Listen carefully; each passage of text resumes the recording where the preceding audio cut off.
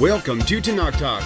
I'm your host, William Hall, broadcasting live out of Kingsland, Texas, USA, with episode number 93 of Rabbi Tovia Singer's Let's Get Biblical Q&A. And coming to you from the Holy Land, his Holy Land as usual, Rabbi the Man, Tovia Singer. Rabbi, welcome back to the show. It's always just a joy having you here. I can always count on every single time you come in, you just got a big grin on your face, and we love seeing your happy smile, so that's good. No, I never heard anyone refer to Indonesia as the Holy Land. Yeah, well, it's your Holy Land. Sure that... You know, you're making it holy there, right? You're taking Torah to the nations, right? I think it's a quarter of a billion people just got very excited, so I just want you to know that. And that's great. Yes. Wow. So how's your week been, sir? Yeah, it's been a rough week. You want to hear my problems? Hey, you know what? People want to hear the real rabbi. They don't want to hear some. They don't want to see some Hollywood. You know, everything's pre-set up and you know. I experienced food poisoning for the first time in my life. Wound up in the hospital. Make sure you cook your food well. That's all I could say. Wow, that was really. So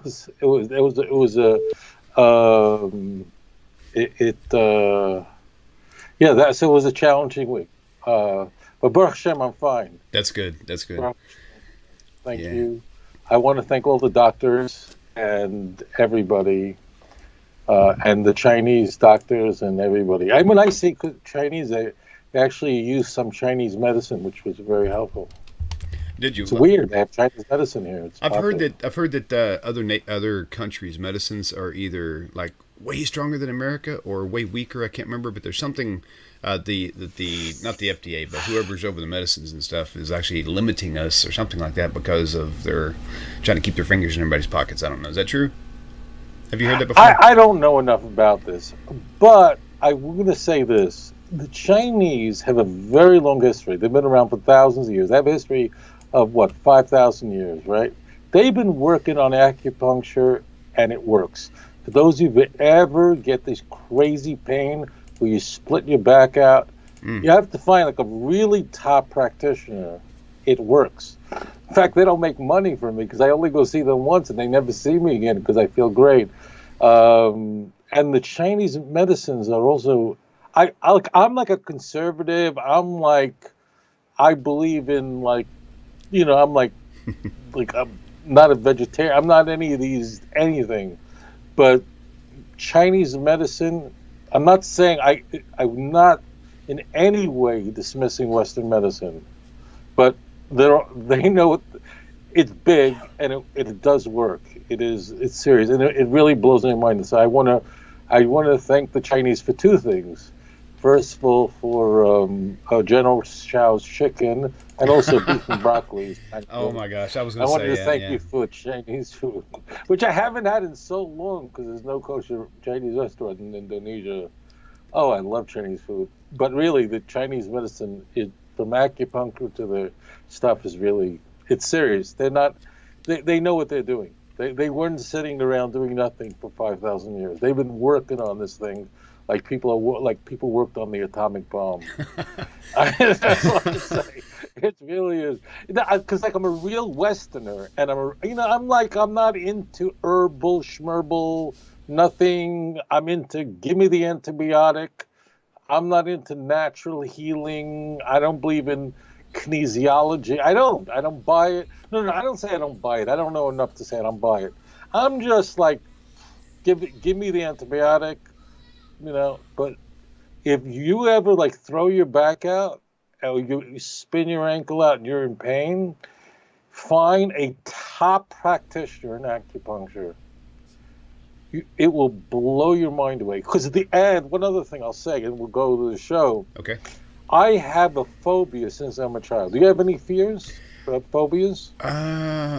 Sort of. I'm kind of claustrophobic. I don't like sitting in front of a wall. I hate that. Really all right, you're a typical boring Gentile. Okay, listen to it. So since I'm a kid, terrified of needles, injections. Really? Oh, wow. My earliest memories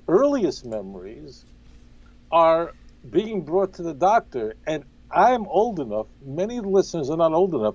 In the old days, I feel like I'm like old, but in the old days, in the late '60s, so I can testify to, they didn't have disposable syringes. They had these metal things that were like made in Nazi Germany, and they would lay in this tub of alcohol, and they would reuse it. They would reuse it. So the whole it was these were huge like drills. And I would think they're going to stick needles in me. Oh, my mother used to have to hold me down. So the idea, and I still have, I don't fear it like I did. I don't like it, but I deal with it because I don't want to die. But I will say, so the idea that I should go to acupuncture, they should leave a needle in me for 45 minutes, to me that was but, when you're in pain, you'll do anything. So the question everybody wants to the question everybody wants to know when you did it, I'm assuming they want to know because I want to know. Did you look like this little porcupine when they were done, or was it just one or two needles? Was it like hundreds of needles? Do you even know? I shut my eyes. And then the acupuncturist, she has 12 years. She studied for 9 years in Thailand, 3 years in China. She really knows what she's doing. She likes and how does it feel, Rabbi? That's how they call me in Indonesia. I say, That's awesome. Can we hold the conversation for after this is over? Because I close my eyes, I pinch my ear hard till it hurts. So I'm concentrating on the pain in my ear because just mentally I don't want to think that there's 10 little needles in me. Now there's no real pain. Right. I'm not but it's just but it works. It's there. Works. That's the psychological break. Oh yeah. Yeah. Once happened, I twisted my ankle here in Indonesia and I said, I need acupuncture. Forget the massage therapists and all these guys, chiropractors, schmiropactors, forget it. I just knew this is an acupuncture deal. I went, did it. They never make a penny off me because they do it. The next day I feel like $1 million and they never see me again for another visit. Wow. I'm not kidding. It's good stuff. Yeah, I can only say that this is a top practitioner, but if you're ever in back pain, that's all I can tell you. If you get hit by a truck, God forbid, don't go. But I'm saying you just throw your back out. It really doesn't. That's funny. You're crazy, dude. That's all we know. I am. Thank you. There's a couple. All right. Well, I'll tell you what. We'll go and welcome this first caller.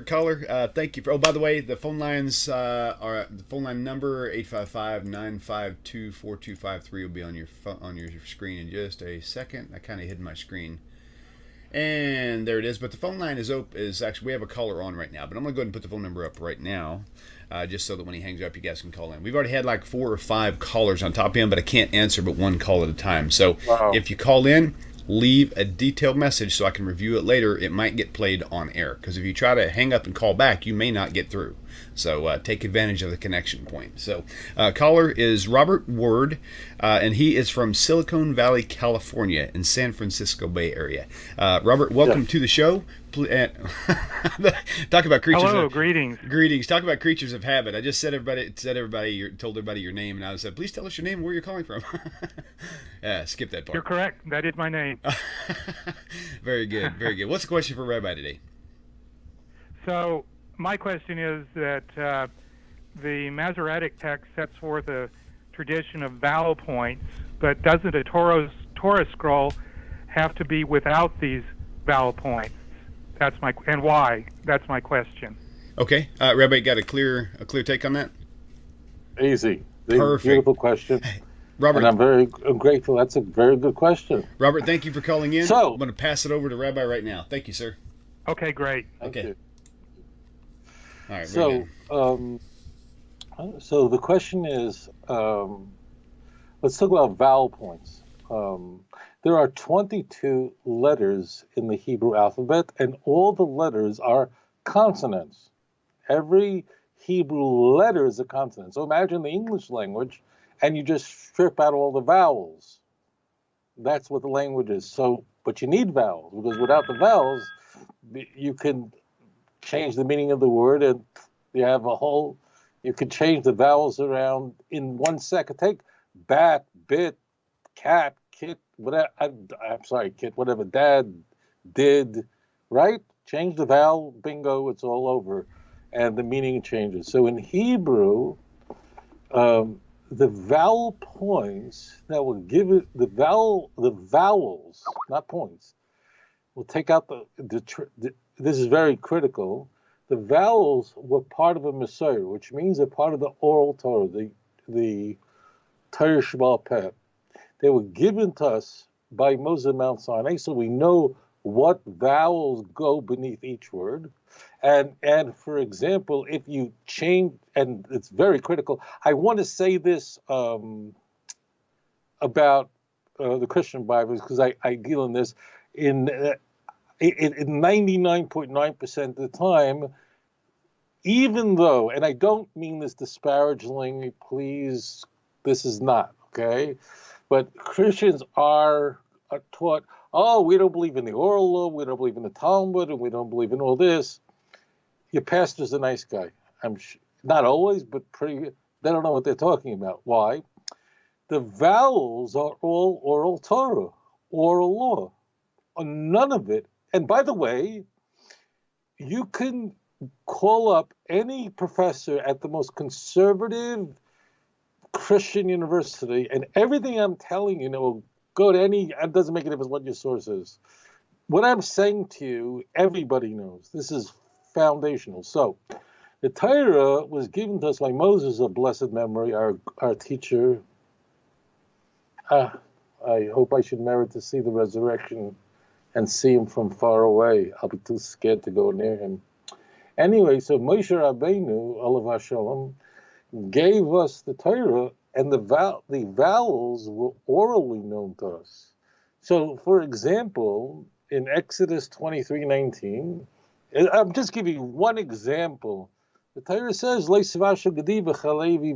can't boil a kid in its mother's milk. The word chalev is ches lamed beis, 3 consonants. Now, what vowels accompany these 3 letters? You can't boil a kid in its mother's ches lamed beis. Well, that word can be, one set of vowels will produce the word fat, which makes sense. You can't boil a kid in its mother's fat. Another is in its mother's milk. There would be no difference in how the text reads. By the way, as I said to you, I'm just, right now, take my word for it. I'm just giving you a famous passage. Now, I want to say this.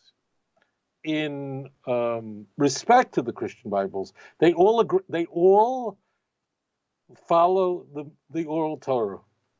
The crazy thing is the crazies go, oh, we don't believe in the oral Torah. That's stupidity. Okay, Now, we, in a scroll, there's a difference between a printed Bible that you would buy today that's published and a scroll that's on parchment. We are not allowed to put in a Torah scroll that's in parchment, that's read in the synagogue, formally in front of a congregation. We are not allowed to put anything in there that Moses, our teacher, did not give us. And Moses, our teacher, did not give us a vowel system that was written. However, it happened in both Islam and Judaism at the same time. In the 8th, 9th, and 10th century, there was 8th and 9th century, let's put it there was a huge effort to record come up with a vowel system that would record what was up till then known orally, that was passed down. The word in Hebrew is misora. Misora means to hand over. Okay, the word misora means to hand something over. Okay, now, why is not germane to the show, but it's not complicated to figure out that if you have a Torah, and of course, it's not just the 5 books of Moses. Now we're talking the 5 books of Moses. We have all the prophets, and then we have all the writings, the Tanakh. It's huge, almost 24,000 passages. 24,000 passages. It's immense. As you can imagine, there's a danger, and if you know a little history, you can imagine why this period would be a time when there became grand upheaval, and as a result, it became necessary to come up with a written system so that there would not be a mistake, so people would know what is this, what was up till now orally, but now we're afraid in certain areas, in what was already the collapse of the Roman Empire, a disaster. I can't go into the Byzantine period, but the point is, it was a time of great upheaval for the children of Israel. And therefore, they had to develop a system that was written where the vowel points are now, we have a system, which we do. This vowel system is called nukudot. Nukudot literally means a dot, or it means a diametrical, it's a point. That's basically what it means. A nakuda means a point. And what they are is so you have a patach, means it's the line underneath, a chirik, a segol, all of these vowel points which go underneath the letters. So if you open up a printed prayer book or a Hebrew text that's not from a scroll, you'll see dots all under the letters and above the letters. All those dots were one of four. Those dots were developed in this period of time by a group of rabbis in the land of Israel, and they are called Mesorites. Why are they called Mesorites? Well, if you're paying attention, you know why. Because they recorded the Masorah. Now, there were four major attempts to come up with an exceptional system for recording the vowels, and they did more. Also, the musical notes, the Torah in a synagogue, actually, all of Tanakh, the passages, and this probably surprised some people, actually has musical cantillation points. There's a musical way to read it. Now, the music that the Torah is read in a synagogue is not music as in entertainment music, but it's really a recital type of music. It's not, we don't want to distract. The Almighty, bless his name, did not want to distract us and go and get into the music in a sense, but the musical, it's called this trup is all over. That was also only orally transmitted. So the answer to your question, you asked the question, why if I open a scroll today, you can open anywhere in the world, every scroll is the same, no matter where you go. I don't care if you go to, they just brought in from Yemen, they brought a scroll in that's, I don't know, it's 1,000 years old. I have no idea. 700 years old. I was in Israel. There was a scroll that's 700 years old. They found another scroll, I think, that lasted 2 weeks ago in Turkey. I think they're 1,500 years old. Doesn't make a difference. They're all the same. With one vowel carrier difference in a Yemenite text, but we're not going to go into that. So the point is, those are holy. Of course, the Torah is holy. But the actual, once a Torah is written on a scroll, on parchment, exactly according to the oral transmission, that means a line has to begin with one word, it has to end with that word. It has the next one. How many lines go in, how many columns? In fact, letters, if you go online and look at a Torah scroll, which you can look anywhere, you'll see that many letters have crowns on them. Crown. That's all oral tradition, but that came from Moses. So whatever Moshe Rabbeinu, Olav HaShalom, of blessed memory, our great teacher, gave to us, who did not write one word from his mind. The only other author in the Torah is the last 8 passages of Deuteronomy. That was written by Joshua of blessed memory, his disciple. So Joshua wrote the last 8 passages of Deuteronomy because that's when Moses died. So therefore, you cannot, even though there were a number of systems, written systems for Nukudot that were developed in this, we'll call early medieval period. One stood out and was accepted and became universally accepted all over the Jewish world and the Christian world, because Christians did publish Hebrew Bibles, not often, but there are, and they all use our Nakudot. And without them, you can translate a word differently by changing the vowels around. And therefore, I'm going to say it. Please don't be angry at me. Look, I'm not saying don't be angry because I'm afraid that people. I'm just saying to you that when people say to you, we don't believe in the Talmud, we don't believe in the oral Torah. If you don't, then why are you following our oral Torah? You can't even read the Torah, the 5 books of Moses, the Pentateuch, which every Christian believes is the word of God, without the Masorah, which is completely oral. And again, everything I said to you now, if a professor at Fuller Theological Seminary, at Moody Bible Institute, I'm taking the most conservative picket at the Vatican, I don't know what they got there.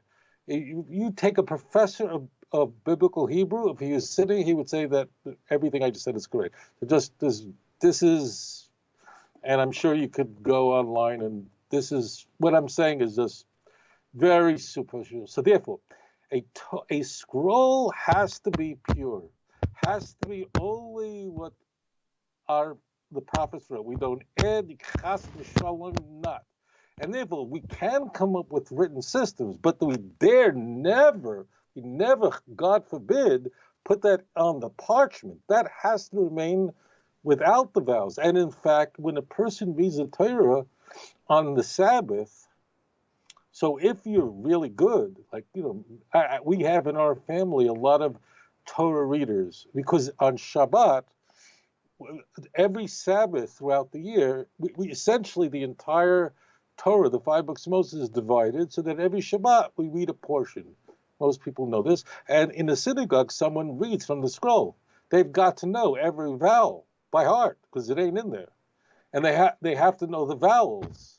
I have 4 sisters who married great guys, every one of them, and a few of them are readers who just blow it away. But for someone who hasn't, some people have to read a text 30 times. If someone is not, doesn't know all the vowels, and there are guys who just have to read it 30, 35 times to memorize just one portion. So this is called a Masoretic text. So in a published, printed book / codex, meaning just what you buy in Amazon, like an art scroll, stone chumash. They did a great job with it. You have the English on one side, the Hebrew. There you could put all the dots. It's fine, absolutely fine. Why? Because that's not what's read in the. That's not what's read in this. That's not what's read in the synagogue. You're not allowed to read in the synagogue for the congregation as part of the ritual of reading publicly the Torah. So, if you're reading on your own, you could read from a book, and then it's all there. Then, of course, it's easy. If it's in a scroll, it's not that difficult. It's really the musical notes can be difficult. If you're fluent in Hebrew, then, and of course, you studied Hebrew all your life, so it's not like a major thing. That's a long answer. The oldest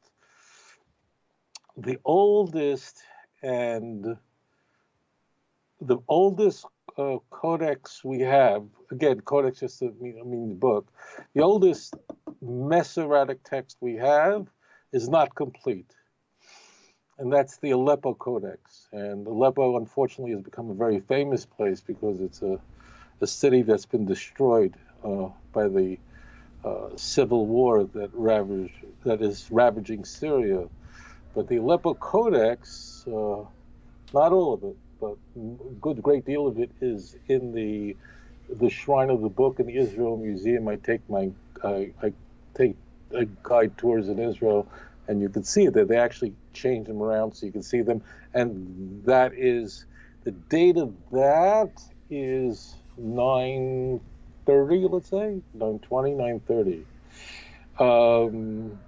The oldest, now this is called a Masoretic text, as I said. The oldest complete Masoretic text in existence is the year 1008. 1008. That's called the Leningrad Codex. Wow. So, but the answer is we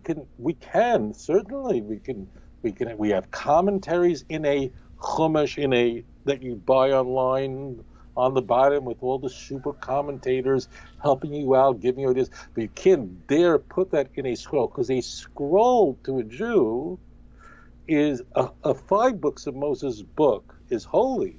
If you drop it on the floor, you have to kiss it. You can't take a 5 books of Moses and put, Tom Sawyer on top of it. You're not allowed to put it upside down. It's holy. But the sanctity of the Torah, if it's dropped on the floor, God forbid, the whole synagogue has to fast for a month. It's a very serious issue. That means it has intrinsic holiness, very holy.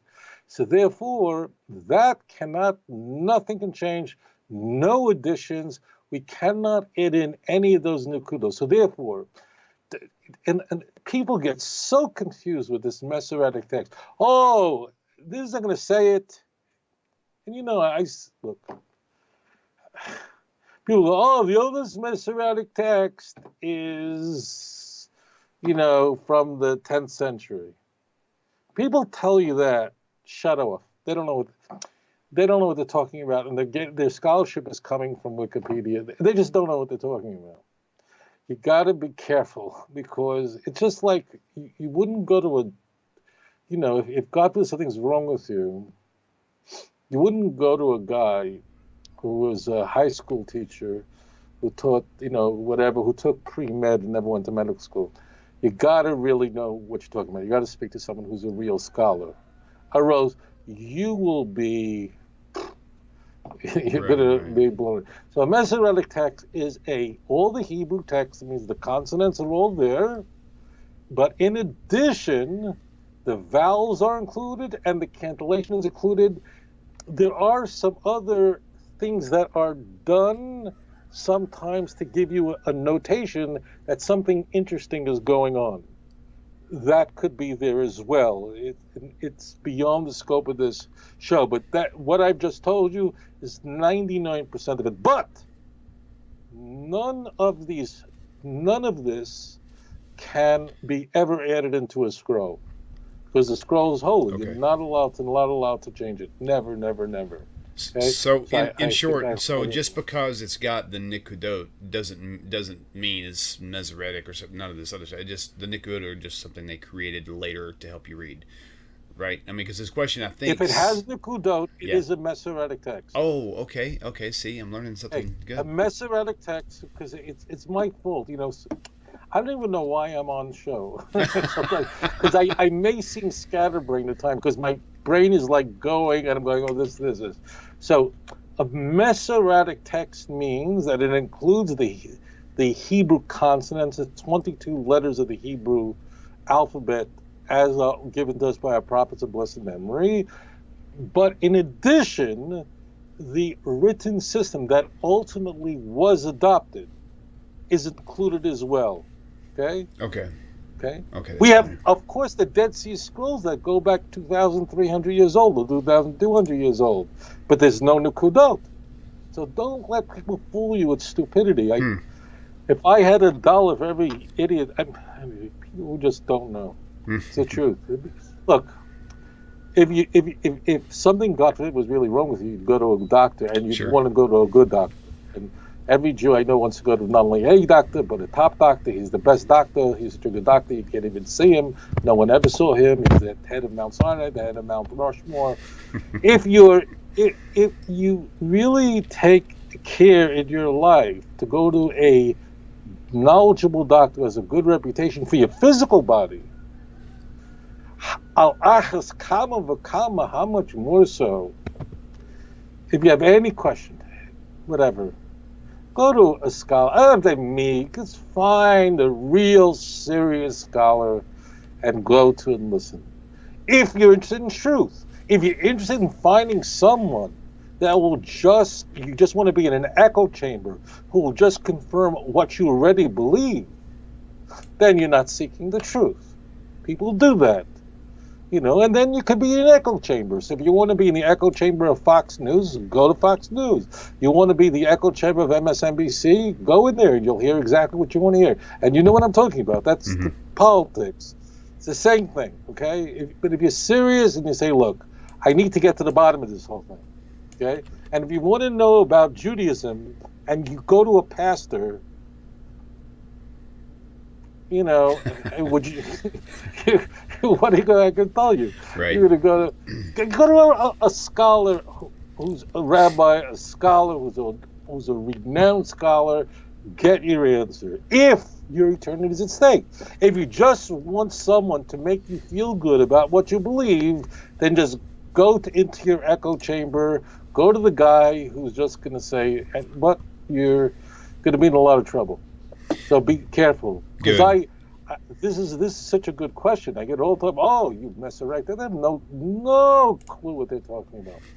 So every letter, every consonant that's in a Torah scroll is inside a Masoretic text. They're all there. But in addition, all the vowels and cantillation points are there as well. Okay. That's the very simple answer. But we are not allowed to put that man-made written system from the very early medieval period into a Torah scroll, written on parchment in a way that we have from Moshe Rabbeinu, exactly how it's written. We're not allowed to do that, ever. Okay? So in other words, just because you don't see the actual vowels on a Torah scroll, that doesn't mean the Nikudot didn't already exist. It's kind of like, I'm learning today. You know what, Rabbi? I'm learning stuff today because my wife is homeschooling. That there are systems that they have employed, right, with learning grammar and things. They've got this thing called a schwa that actually has to do. It's like an upside down vowel mark or something weird thing that was never there, or at least illustrated when I was going to school. Doesn't mean that rule didn't exist. It just means somebody finally got gave you the helper to actually understand it. Look, listen, my brothers and sisters. Could you have a language without vowels? So, two. There's no. What I'm saying to you, there's nothing I've said to you today that is controversial. If you go to pick your university, a person who teaches biblical Hebrew, just someone who has some credentials, or go to someone who just knows. There are a lot of people out there, I'm not going to say who, I have friends who are pastors who actually teach biblical Hebrew. And I asked them, if I ask you to write a sentence in biblical Hebrew, could you do it? They say, yeah, with a dictionary. I'm not saying all. There was some great. E.B. Pusey was a Christian Hebraist. Delitzsch was a really quite a Hebraist. He was a Christian. There are some. Kohlenberger is a renowned Christian Hebraist. There are guys out there. Please don't get me wrong. They will, if you tell them anything but what I said, they will laugh you out the window. But the truth is that much of the information that is scattered about is high school stuff. I ask you a question. You're watching the show. You're a nurse. You sell cars. You fix cars. You're a carpenter. You're an electrician. You fly planes. How often do you hear people make statements about something that you have an expertise in that field? And you're going, you don't know what you're talking about. I guarantee you more than 50% of the time, if you're an expert on something, really know your stuff, Okay? I guarantee you 50% of the time people are making these ridiculous statements and you're going, you don't know what you're talking about. That's really the way it is. And Right. yeah, you have to go to the Jews. If you're going to go to the Chinese to learn about the Jews, you'd be in a lot of trouble. All right? That's awesome. I mean, it's the same thing. If you're a lawyer, how much garbage do you hear? What percentage, if you're a lawyer, I just had a lawyer just write to me. If you're a lawyer, what percentage of the statements people make over dinner do you hear and you're going, you have no idea what you're talking about.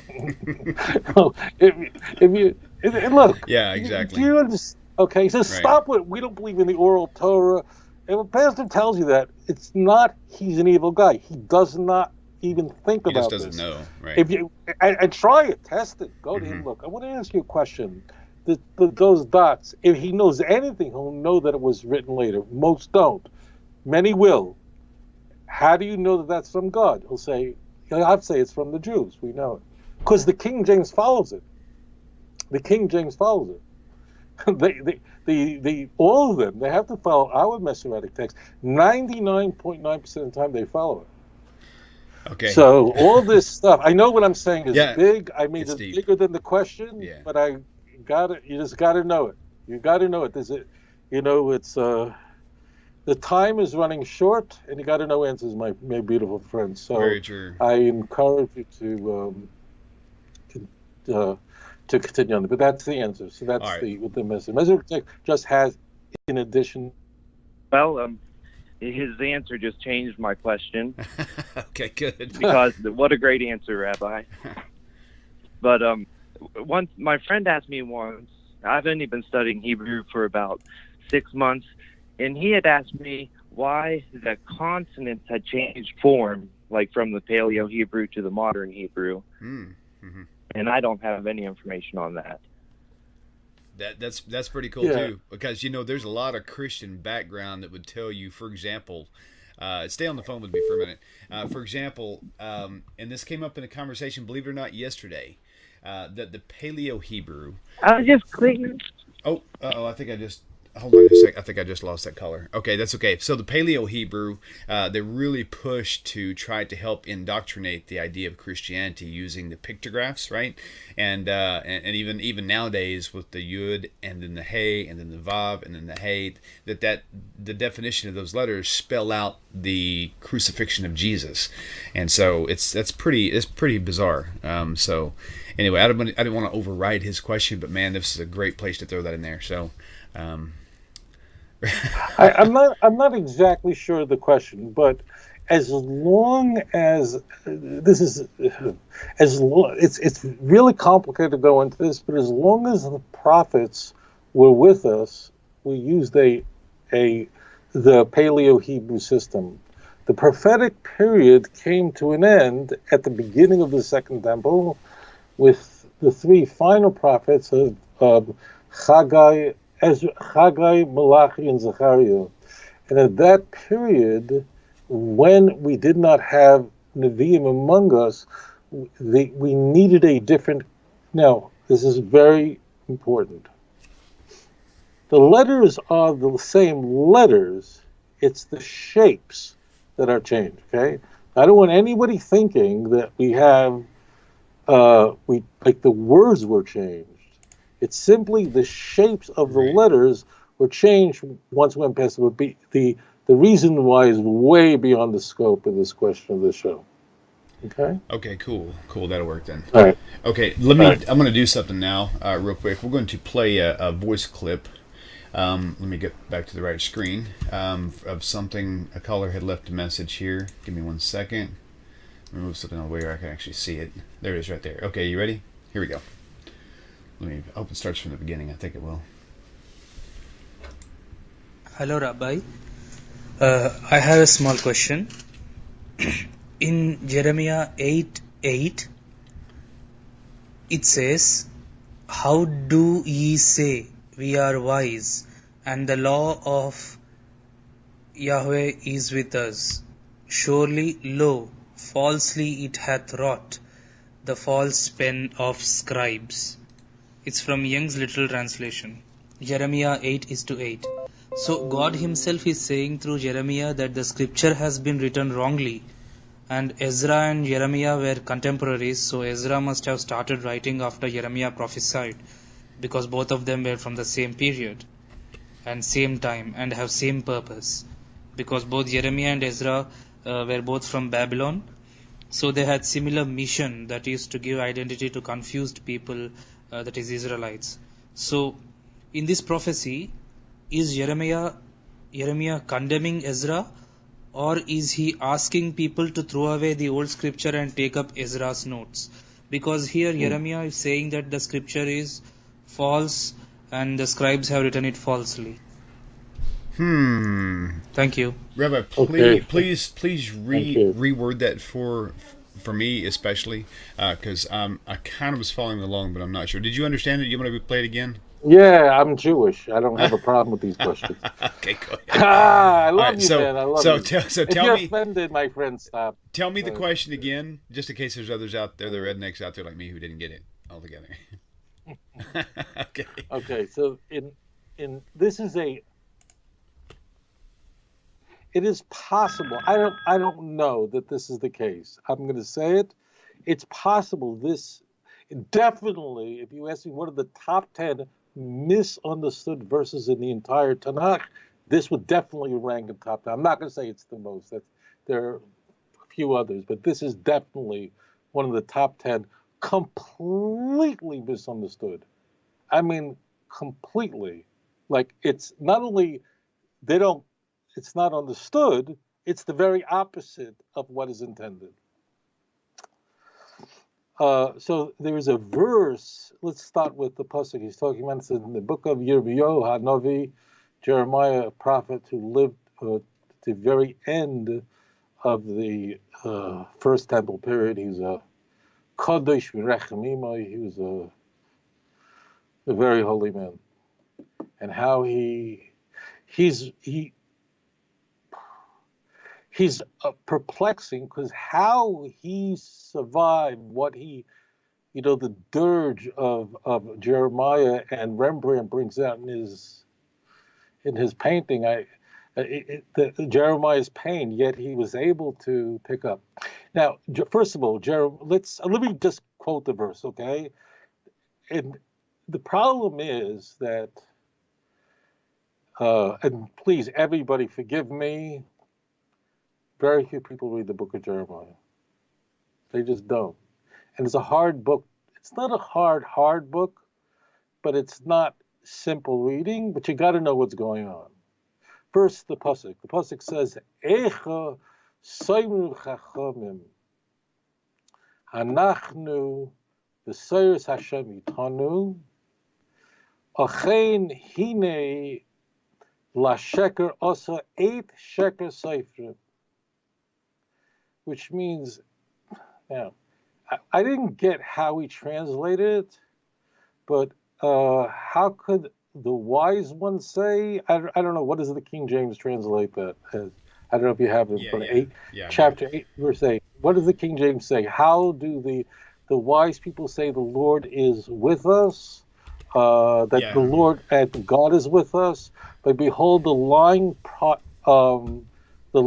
pen of the scribes has made it into a lie. Something along those lines. Yes. How do you say we are wise and the law of the Lord is with us? Lo, certainly in vain made he it. The pen of the scribes is in vain. The wise men are ashamed. All right. So what people go is, what's going on here? The pen of the scribes is a lie. So right away, so scribe means someone who's writing a Torah scroll. Meaning a Torah scribe, like you see on YouTube, these holy Jews with big beards sitting and writing Torahs. That's what a scribe is. And then they go, these are holy, and people are using lying pens, which means they're corrupting texts. So we have to talk about the first a factual point about the book of Jeremiah. I don't know if this is correct. I would bet on it. The word lie, the word there is sheker, shin kufresh. The word sheker, which is the second to the last word in this passage, And all of it's that's the root. Basheker, hasheker, that word. And someone can go online, appears, now, of course, in the English language, this giant, ridiculous language, has 50 synonyms. But if you look at false, deceptive, lying, deceiving, just do a search on it, you'll find that word, which is translated in all these different ways, appears more frequently in the book of Jeremiah than in any other book in the Jewish scriptures. That's a lot to say.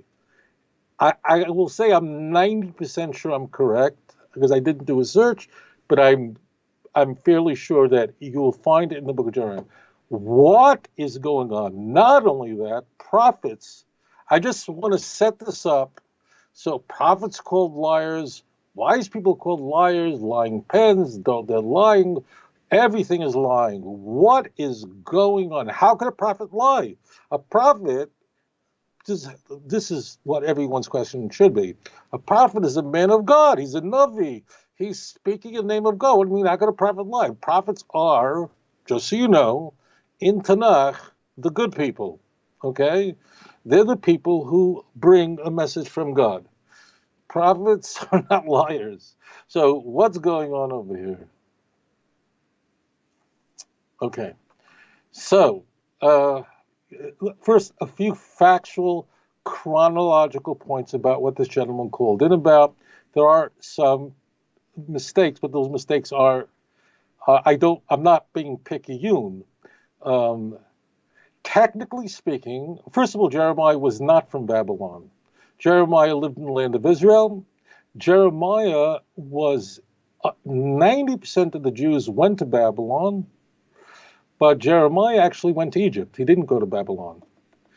Jeremiah and Ezra, if you want to say called, they were the contemporaries in that their lifespans overlapped. But Ezra was very, very young while Jeremiah was alive, because Ezra, just as I understand, Jeremiah lived in that last segment of the First Temple period. Ezra was alive and the great giant of the early Second Temple period. Okay, and just as a point you understand, Ezra's father was a man named Seruiah, who was killed in the battle of the destruction of the First Temple by the Babylonians. Okay, which means Ezra had to be alive before the First Temple destroyed. The Babylonian exile was 70 years. So unless you want to say Ezra lived to be 250 years old, which is ridiculous, which he wasn't. So yes, Ezra would have been very, very young, and Jeremiah was a very old man. So it's not a when we talk about contemporaries or people who would have been, we would talk about Micah and Isaiah, we talk about Hosea, so about Amos, we talk about Moses and Joshua. Those people wouldn't generally speak about Ezra and Jeremiah's contemporary, but they were. It is absolutely correct that Jeremiah and Ezra were alive at the same time. Their lives did overlap. But in fact, Ezra was not a disciple of Jeremiah at all. So I need to get this. I apologize. This is a very interesting question, but I'm asked this so often that I think we're going to take a bit of time to get this all cleared up. Jeremiah had a disciple whose name was Baruch ben Neriah. He was a very holy man. So Jeremiah had a student, Baruch ben Neriah, who was he was the teacher of Ezra. Got it? So Jeremiah's student was the teacher of Ezra. So you see what I'm saying? Contemporaries, yes, there was a period, an overlap in their lives. And in fact, the reason why in the book of Ezra we're not introduced to Ezra until chapter 7. And the reason why Ezra did not enter the land of Israel when the first movement of 42,000 Jews from Babylon came was he was caring for his teacher, for his rabbi, Baruch ben Neriah. Only after Baruch ben Neriah passed away, so then he came to the land of Israel, and he was one of the leaders. So it's not in a conventional sense to say that Ezra and Jeremiah were contemporaries. It's not cutting hairs, because if your question was formed in any other way, I would not be picayune about this. But the Ezra was his role was to be the great teacher of Torah. He was a prophet in the very early Second Temple period. He was alive when the first temple was destroyed. We know that because his father was killed during when the first temple was destroyed 2,500 years ago. So obviously, if his father died, he had to have been born before then. Okay, so let's clear that up. Okay, but this really does not answer the question, but we got to just get a little clear over here. So we have to understand what is going on in Jeremiah, because we're having these passages in text all over, these lying prophets, now there is nowhere in Jeremiah that it says the words, or in any book of scripture, the Torah was changed. The Torah of Moses was changed. It doesn't exist because it never was changed. It couldn't have been changed because the Torah says it'll never change. Deuteronomy 29, last passage. The secret things belong to the Lord, but that which has been revealed belongs to us and to our children forever, that we may keep all the words of this Torah. Torah cannot be changed. It's the word of Hashem. It's perfect and it's forever. And if you just think for a moment, you understand why. If the Torah was changed, that means if verses were taken out, new verses were put in, chas v'shalom, God forbid, then what would Jews know? We could be committing sins up and down. The Torah, God always had to preserve the Torah because we always had to know, what does God want us to do? Imagine we have a Torah that's 75% correct. So we have no idea if there's another commandment we're supposed to do. And then God is punishing us for not keeping commandments we didn't keep, and so on. This is all can't be. It's also not true. And it's also not only verified by the Dead Sea Scrolls, but it's also, you can take a look at the Jews of Yemen.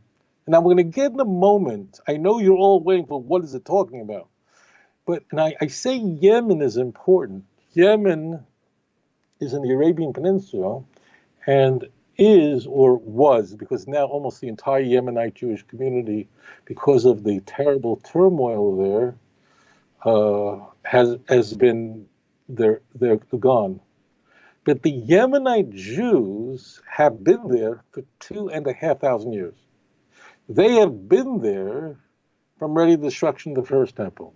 They were not completely isolated. That means it's not like they lived and no one knew they existed, like the Ethiopian Jews or B'nai Menashe in India, that no one knew about them for 2,500 years. We knew about them. They were interaction between them. Rabbis did visit back and forth, wrote letters, correspondence, and so on. They have the same Torah we have with one letter. It's not a letter, it's a letter. It's a vowel carrier difference. And their Torah is the same as our Torah. Okay, now, what is going on in Jeremiah? Who is these lying? So the first thing you need to know is this. When it says, how do the wise ones say, Anachnu v'seres Hashem itanu, that the Torah of God is with us? What the word, this has to be read the following. How do the wise, but the word wise has to be in quotation marks. These are the filthiest dogs in the world. The filthiest dogs. They cause tremendous trouble. Now I'm going to give you the background, and then we're going to go to the text. The background is that in Jeremiah, what is germane is in the days of Jeremiah, the first temple was imminently going to be destroyed. But the Jews could have repented and forestalled it. But God was not on their side. If what I said to you, you've never heard of before, it means you've never read Jeremiah in your life, which is, you've got a lot of company. And I don't mean to sound condescending, but if God wrote a book, if he wrote a letter, I'd read it before watching I Love Lucy. Are you angry at me? Be angry at me. I say it with love, and if I say it a little direct, because I want to study it, okay? Okay. What was happening is that the Holy One, blessed be his name, had already decreed that the first temple was going to be destroyed. But, as you know, these sort of decrees, because the nation was sinning, can be rescinded, like Nineveh. And if only the Jews would repent, and more importantly, not listen to these false prophets. Now, a very interesting thing is that the false prophets in Tanakh are called prophets. I know so that's where people get in trouble. They don't call them like a bunch of stinking liars. They're actually called prophets. Don't listen to the prophets. You go, shouldn't listen to the prophets? Okay, so understand that the conventional language of, and I'm going to show it to you in the text, of Yirmiyahu particularly, is he's constantly talking about, there was one person, his name is Hananiah. Hananiah, he was one of the heads of these prophets. What were they doing? What was Jeremiah up against? What was his opposition? So God is essentially conveying the following. The first temple destruction is imminent. You can repent and forestall it. In fact, Jeremiah tells us in chapter 25, verse 12, that in fact, if you just, this is a paraphrase, but in fact, Babylon's going to be around 70 years. This is my words now, just shut up. Stop. Don't go to war with Babylon. That means the Jews are in the land of Israel. Babylon is the world's superpower. And God is saying, I am not with you. Meaning, if you go to war with the superpower, you are going to be crushed like a gnat. Don't do it. Now, what is happening at the same time? So Jeremiah is telling this to the people. This is everywhere in Jeremiah. Jeremiah has competition, but the competition is not what you would expect. And that is, the competition were people who said, I'm a prophet, and God told me the opposite. In fact, God told me that we should fight Babylon, and God is on our side, and we will live, and we can uproot all Babylon, and the Nebuchadnezzar can be destroyed, and we can end this tyranny. Let's fight. Okay? Now, I remember years ago I taught the book of Jeremiah to students. It was an advanced class in Tanakh, and I taught Jeremiah, and I asked my students, if you were living in the time of Jeremiah, and you had Jeremiah, a man walking around saying, don't fight. I know Israel now is a complete vassal state. Babylon's in charge.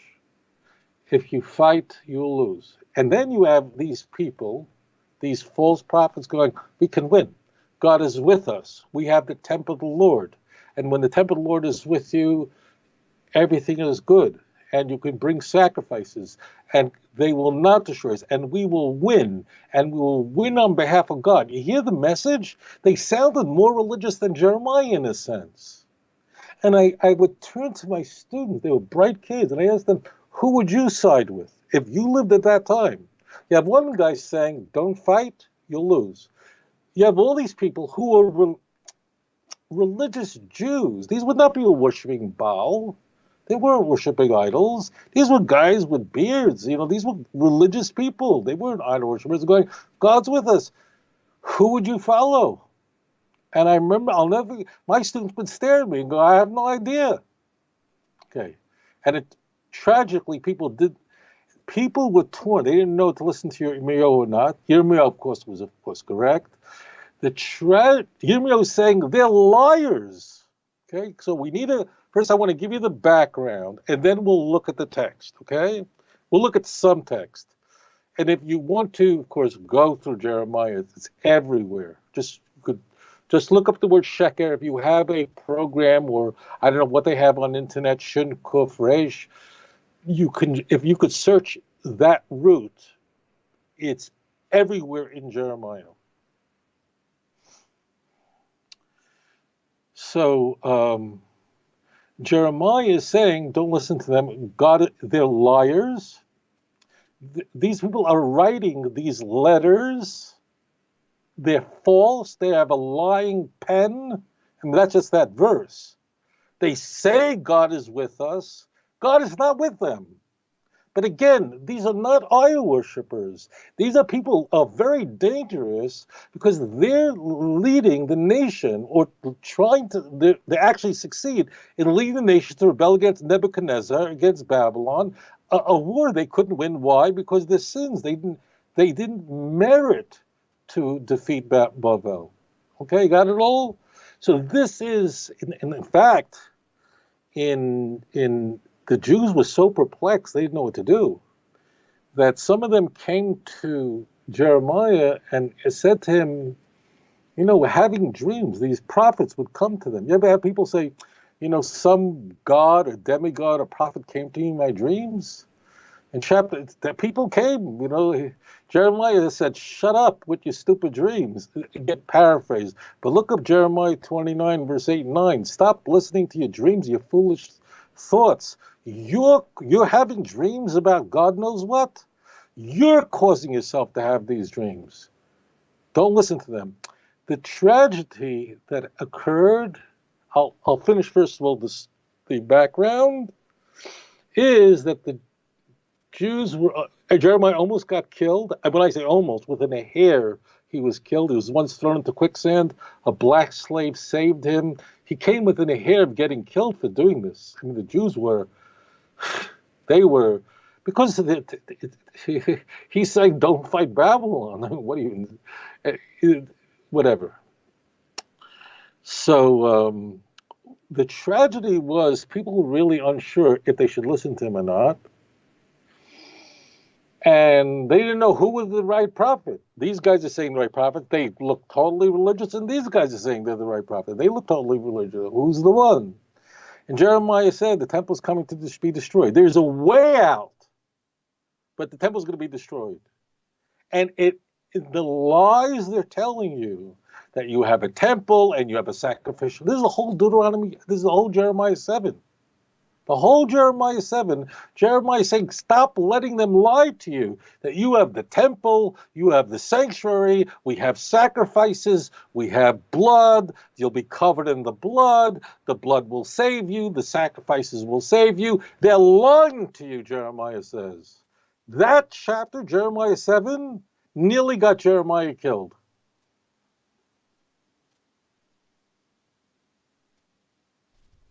The tragedy of Jewish history was Jeremiah was proven right. The Jews did not listen to him. When I say the Jews, they were, of course, very faithful Jews. Don't make any mistake about it. But unfortunately, those Jews who were wicked were successful in brainwashing the Jews into reading their writings, their teachings, what they were disseminating, convince them to believe that they're true prophets, that they were not. And the Beis HaMikdash, the first temple, was destroyed. And then the nation go, whoa. Tragically, Jeremiah emerges as a universally admired and loved prophet, and the authenticity of his prophethood is cemented when the worst nightmare happens. They didn't listen. the first temple was destroyed. First temple was destroyed, and then people go, oh, Jeremiah was right. Okay? Got that? Because if you don't understand that, you're not going to understand anything. Okay?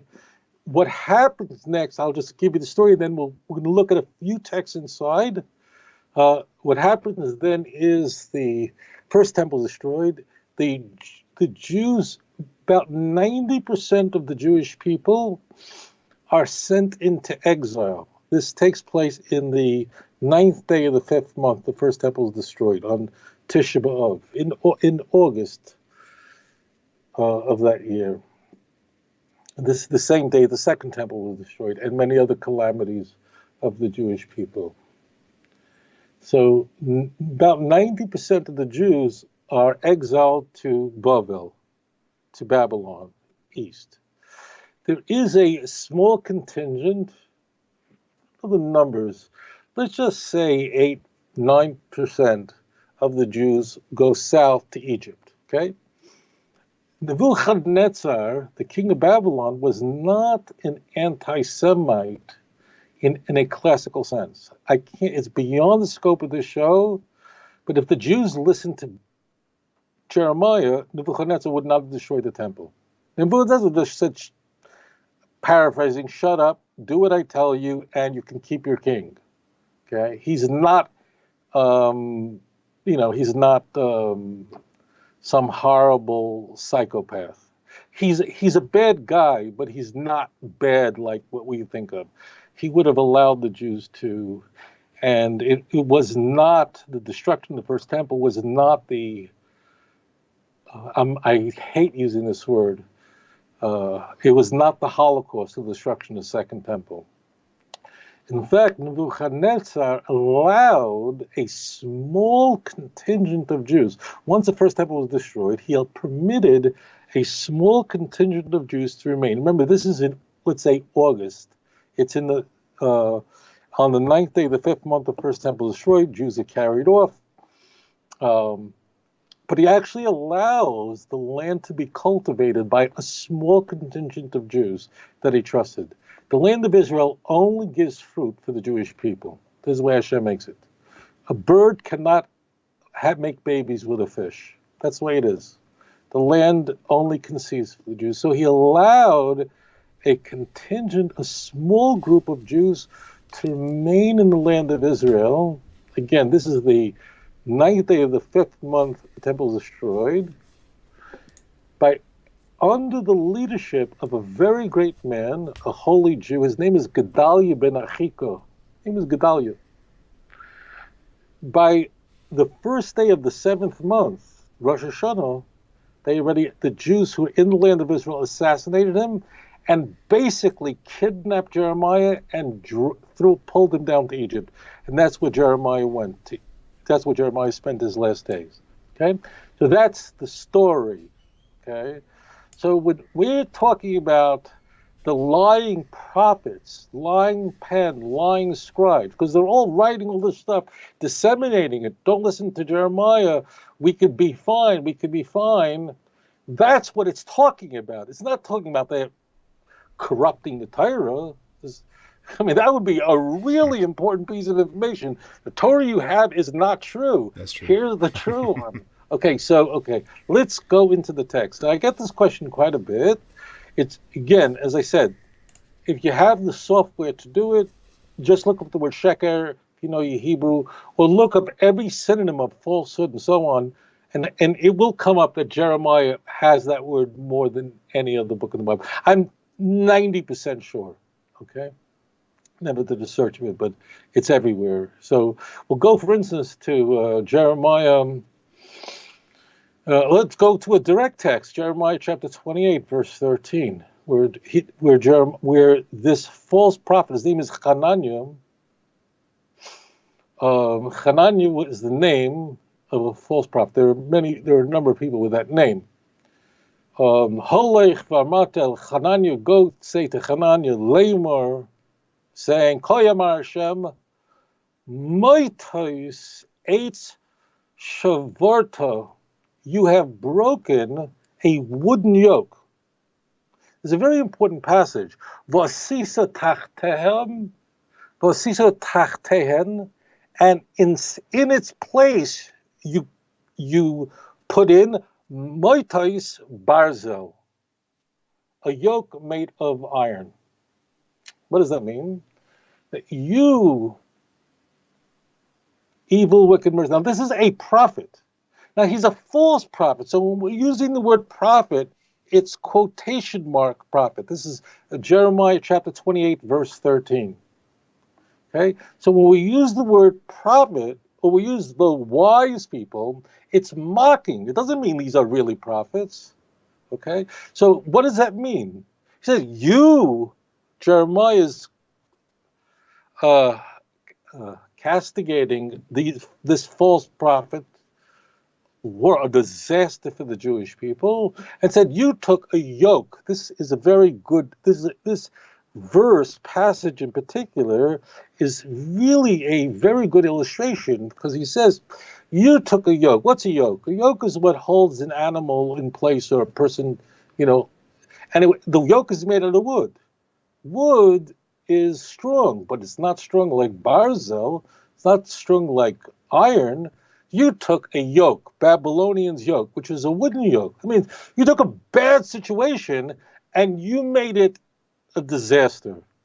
Now, let's run to, I'm going to only go through a few passages here. You'll do this yourself. This is very easy. This is everywhere. And I'm sure there are many commentaries on Jeremiah all of us. I'll give you, but we have to, what we're going to do is we're just going to take us, let me see, let's go back. So Jeremiah 8, verse 8 is the passage originally asked about. What I just want to do is just let you know the chapter break between 8 and 7 is artificial. It's really one, okay?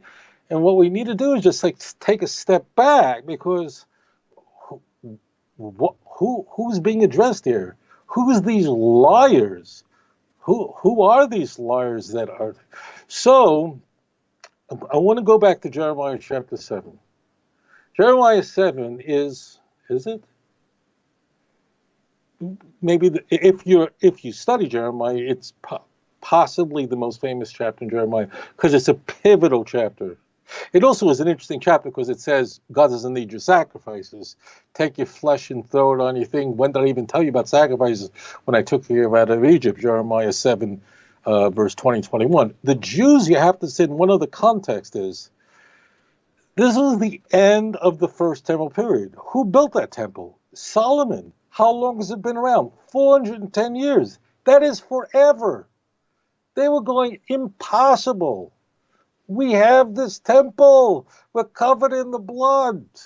And Jeremiah is saying, you fools, these empty sacrifices are worthless, which is a theme all over Tanakh. Stop. If you think these sacrifices will help you, you're a big mistake. Well, the whole book of Leviticus has sacrifices. Of course. Of course, if you're married and you give your wife flowers, of course it's beautiful.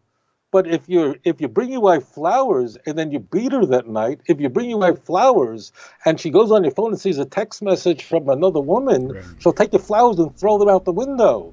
Of course flowers are beautiful. Of course your wife would appreciate something, or your husband would appreciate something. But if he finds out you're unfaithful, the flowers become a revulsion. That's the whole message.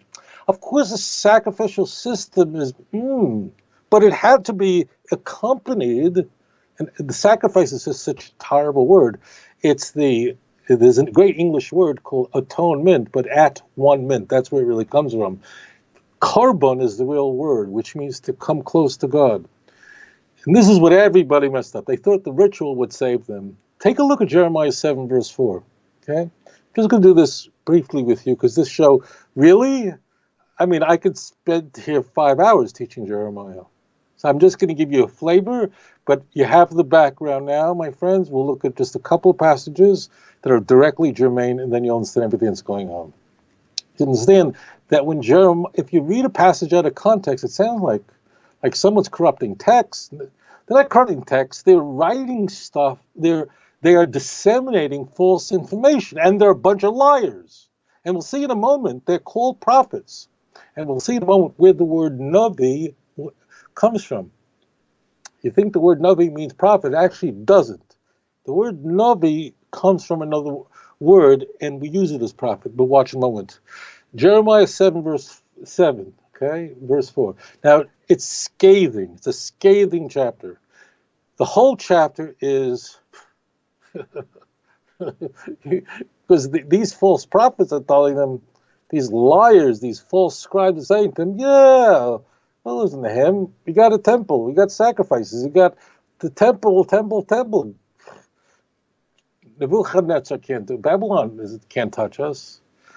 Listen to these holy words and be saved. Don't you love Tanakh? You know, how could you, take a TV and throw it out the window? Al tiftuchu, this is Jeremiah 7, verse 4. Al tiftuchu lechem es divrei hasheker lemer. By the way, it's the same word, sheker, except it's hasheker, which is a definite article meaning, but it's the exact same word. Al tiftuchu lechem es divrei hasheker as sheker lemer. Do not, tiftuchu means don't trust, don't rely on for yourself the words of this of these false words. Heichel Hashem, Heichel Hashem, Heichel Hashem Hemo. The temple, Lord, the temple, Lord, the temple, Lord, are these. The temple's with you. Keep reading it. You'll take your sacrifices. It's gone. Eat flesh, eat meat, make hamburgers. Your sacrifices aren't going to help you. That's, if you read through 7, that's all you're going to read, okay? So what is happening is, what are the divrei sheker? What is being disseminated, whether orally or in writing, is not that the Torah is corrupted, chas v'shalom, but is that these false prophets are liars. And what are they lying about? You can defeat Babylon. What will protect you? The temple. What will protect you? The sacrifices. What will protect you? We can defeat Babylon. God is not with you, okay? You understand? This, incidentally, is a massive part of the book of Jeremiah. If what I'm saying is new to you, okay, say it with love. If what I'm saying you've not heard before, please don't be angry with me. You never read Jeremiah, because this is half the book. Okay. I want you to turn to Jeremiah 14 for a moment, and there you'll see this spelled out as clear as it could be. Okay?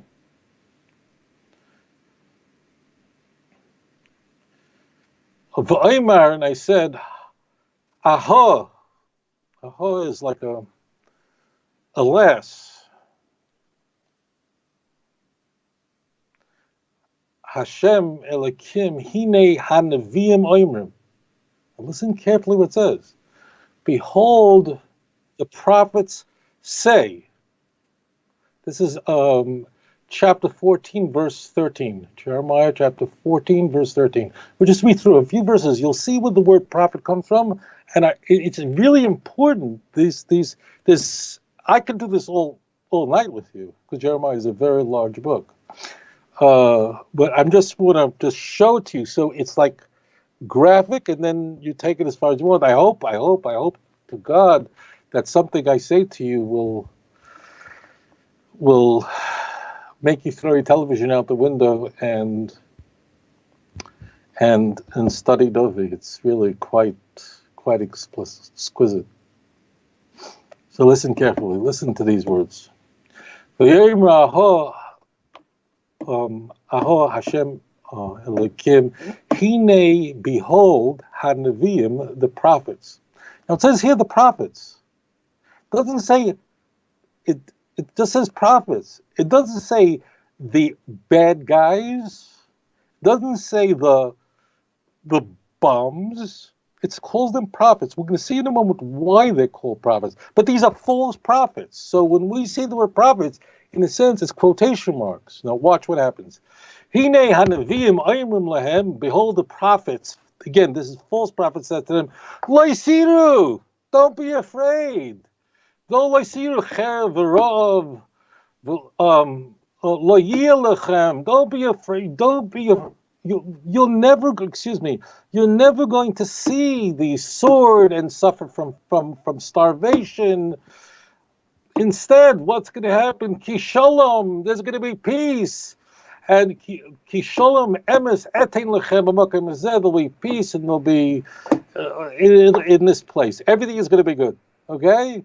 Okay, now, next verse. Vayoyim Hashem Elai, and HaKadosh Baruch Hu, the Holy One, blessed be His name. We're now in verse 14, said to me, Sheker HaNeviim Nib'im. Here we see what the word Navi really means. But he said, Sheker HaNeviim Nib'ai. The word Navi really doesn't mean prophet.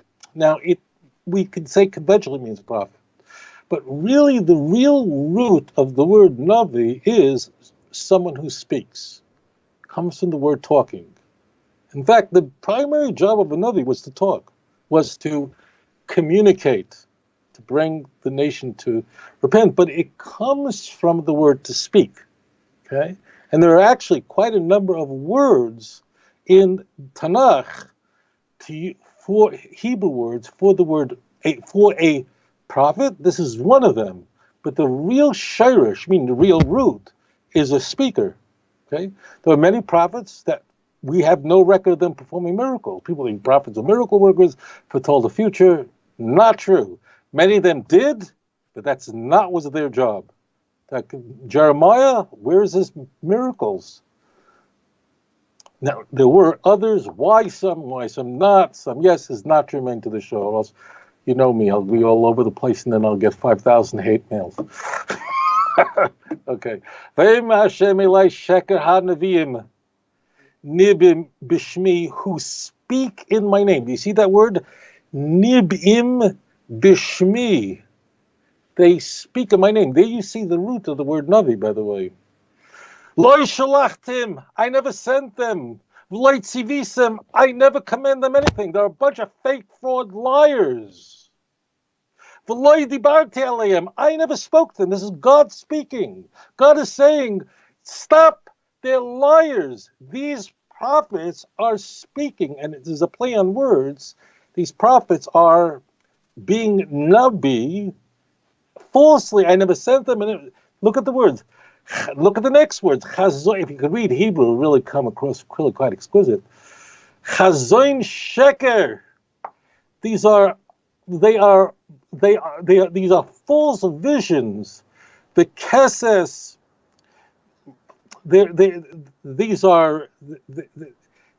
I never sent them. They are full. They claim that there's not going to be a sword. There's not going to be a fire in this land.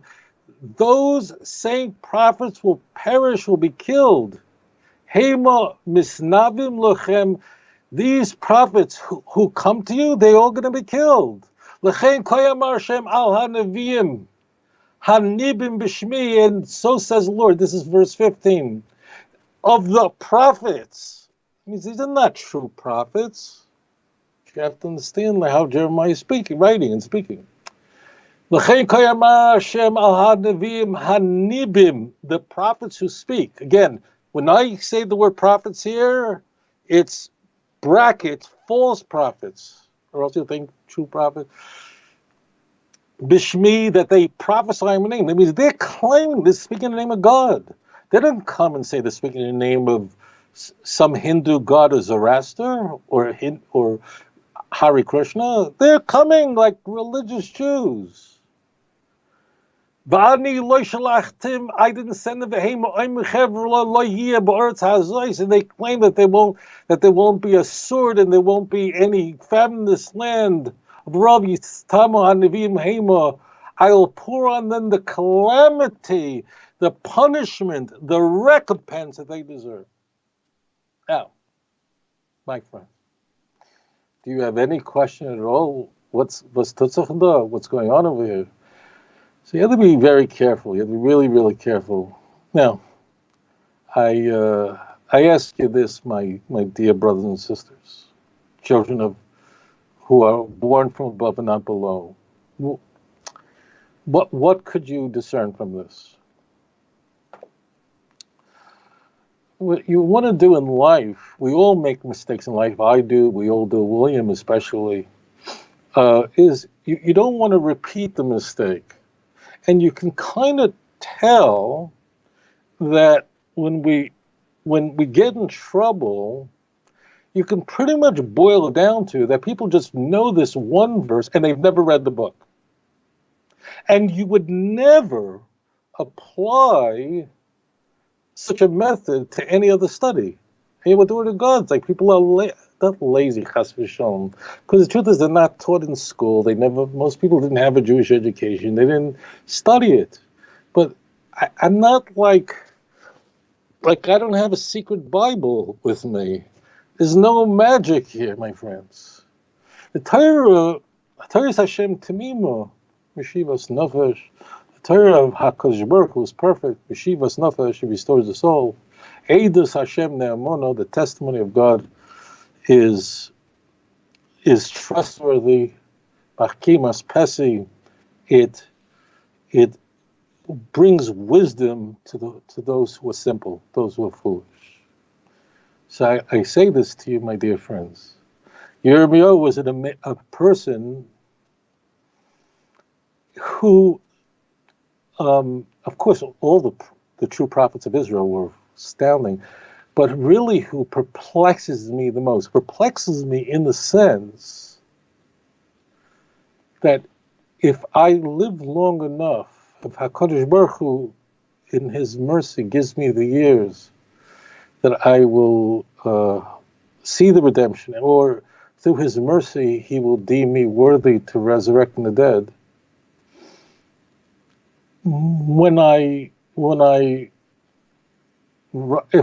If Hashem does find me, please God, worthy, and only through His mercy that He should give me such a merit.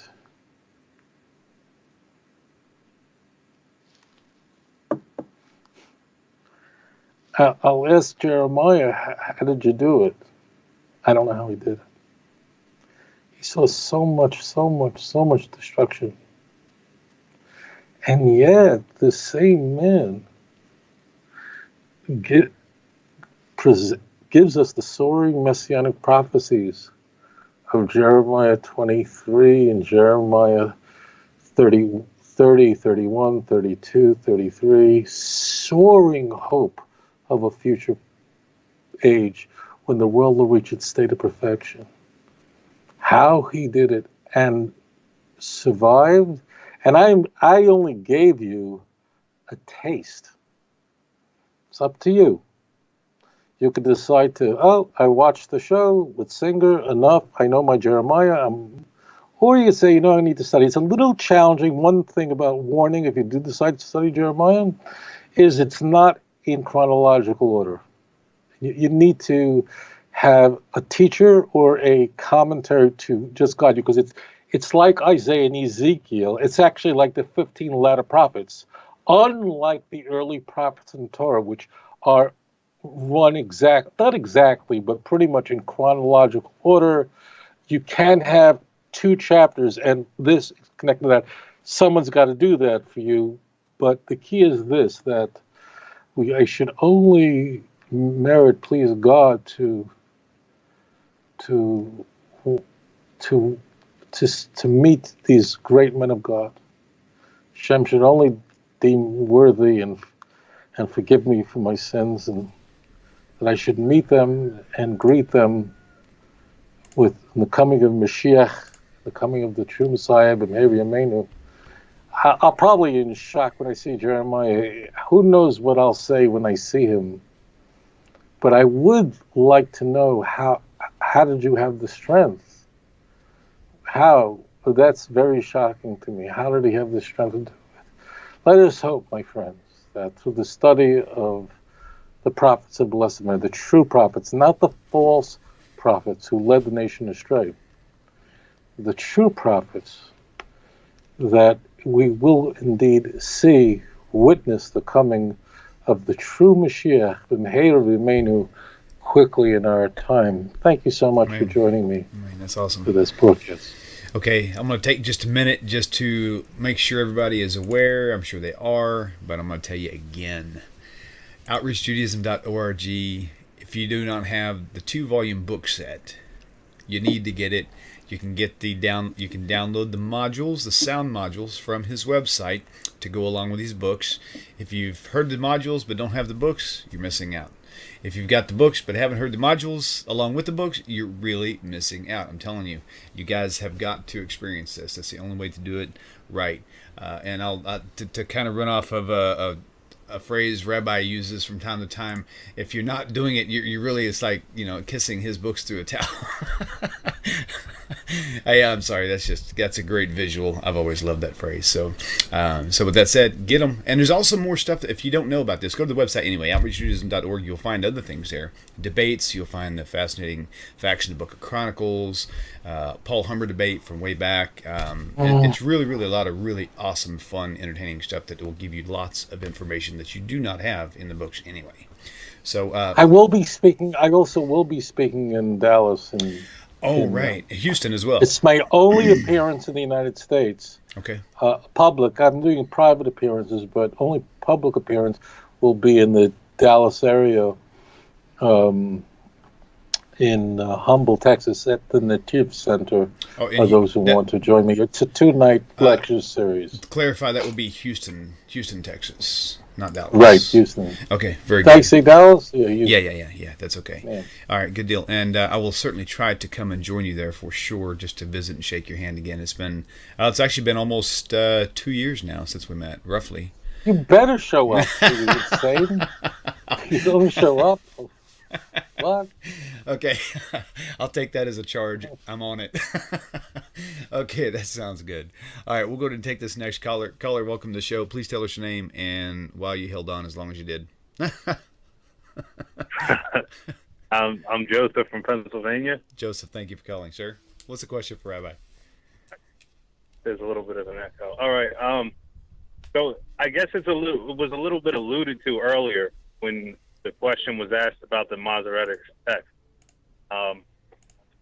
But my question I want is a little more precise, and I have to admit it's not like fully developed, but maybe the Rabbi could help a little bit. Okay. But as Jews, we believe basically everything that we have, other than coming from Moses, but currently today, in other words, our prayer book, the Mishnah, the way our Bible is set up, came from the men of the Great Assembly. My question is I could see a linear trajectory from Moses to the judges to the kings to the prophets to the rabbis.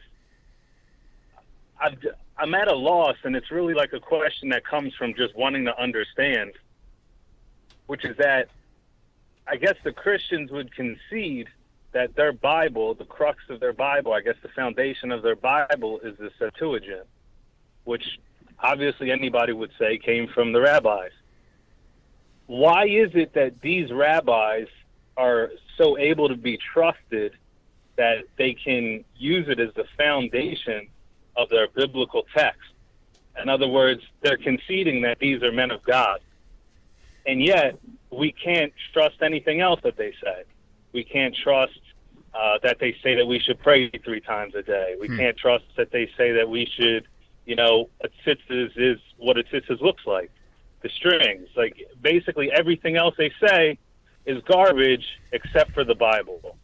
I'm just kind of like at a loss, like how that's so. And I never actually heard the question dealt with or asked. Okay. Rabbi, you got it?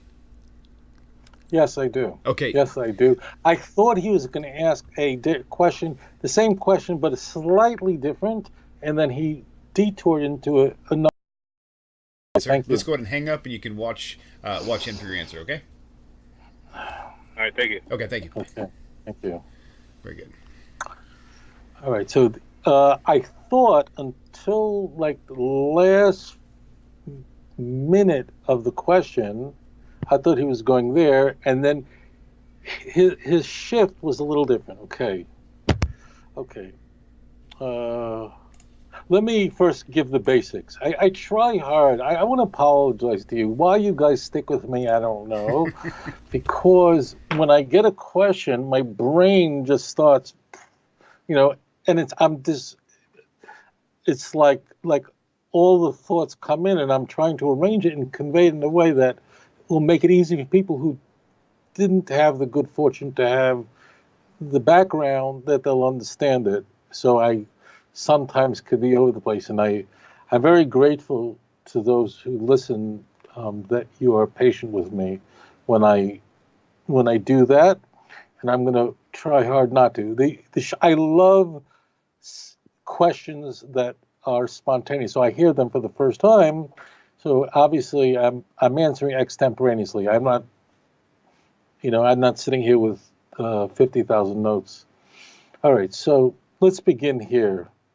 Let's start with I'm going to leave the Septuagint out for a moment. How do we know that the Jewish Bible was written by prophets? Who are we trusting for that? So I'm going to get back here. I mean, how do you know Zechariah was a prophet? How do you know? And frankly, and if you're a Christian, don't be scared, don't worry, but 100 years before Christian, all right, so you're going to say, I believe in the New, let's say if you're a Christian, even the questions remain. If 100 years before Christianity, you'll say it's in the New Testament, okay, but how did you know 200 years before Christianity, Zechariah? Who said Zechariah was a prophet? Okay, it's a fair question. Who said Jeremiah was, how do you know the book of Jeremiah is holy? Because the Jew. So I'm gonna answer in a way that you're gonna love me or hate me, but then if you stick around, you'll get it. It's because the sages said so. Okay, now there are. I'll explain that to you because that sounded borderline sophomoric. Certainly was pedestrian, and I said it. I confess to get your attention, but actually you'll see in a moment it's accurate. First of all, we have in Tanakh we have two primary passages that indicate us how we could tell who's a true prophet and who's not. Deuteronomy 13 and 18. It's important to know that why these passages wind up in Deuteronomy rather than in Genesis. Well, the answer is Moshe, the book of Deuteronomy was written essentially in the last month and a half of Moses' life. And he's about to die. He's about to leave this world. He was 120 years old. And he had to give instructions to the nation of who, what, where, how. So Deuteronomy 13 warns us that there'll be prophets, people who will claim to be prophets, and they'll do miracles. Don't listen to them. That means if they tell you to do it, follow other gods you didn't know, add to the Torah, take away from the Torah, don't listen to them. They do signs, miracles, everything. They could tell you when a volcano will erupt. Doesn't make a difference. If the message is anything different than Tanakh, don't listen. You're having dreams, and who knows who is coming to you? Hari Rama's coming to you in your dreams. It don't make a difference. If Sai Baba comes to you and you live in India, it ain't no different. If it's not in Tanakh, out the window. Okay. Second is that the prophets did have to be able to demonstrate miraculous abilities. You see that in Deuteronomy 18. I'll leave it right there for a moment. Now, now we'll go to the next step. So there were certain people that it was Jeremiah, in a sense, his career as a prophet, until the first temple was destroyed, his authority as a prophet was not universally accepted, to the detriment of the Jews. Only when the first temple was destroyed did the Jews go, oh my gosh, why didn't we listen to Jeremiah? Then they knew. But one other point should be made. Although you have in Tanakh, many prophets, there actually were many, many, many more prophets than our books in the scripture. It's less than 50 prophets that are enumerated in Tanakh, but actually there was Kuflayim Kiyotzim Mitzrayim. the total number of prophets that lived in history was approximately 1.2 million people who experienced prophecy. The vast, as you can imagine, the vast majority of their prophetic teachings never were recorded in Tanakh. But they were true prophets. But what they taught was not what's called nitnu l'doros, which means it was only relevant to their generation. It was not relevant to future generations. Now, what I'm saying to you should not surprise people who've studied the Bible, because you know that, Jezebel killed hundreds of prophets. Where are their books? They didn't. The point is that many of them wrote them, but it was not part of the canon. Why? Because it was necessary only for that generation, but it's not necessary for future generations. Therefore, you must know this, my friends, that if you look at a book in Tanakh, a Sefer in Tanakh, and you see words there, and you're going, how does this relate to me? And you don't know, you should know you're missing out on something.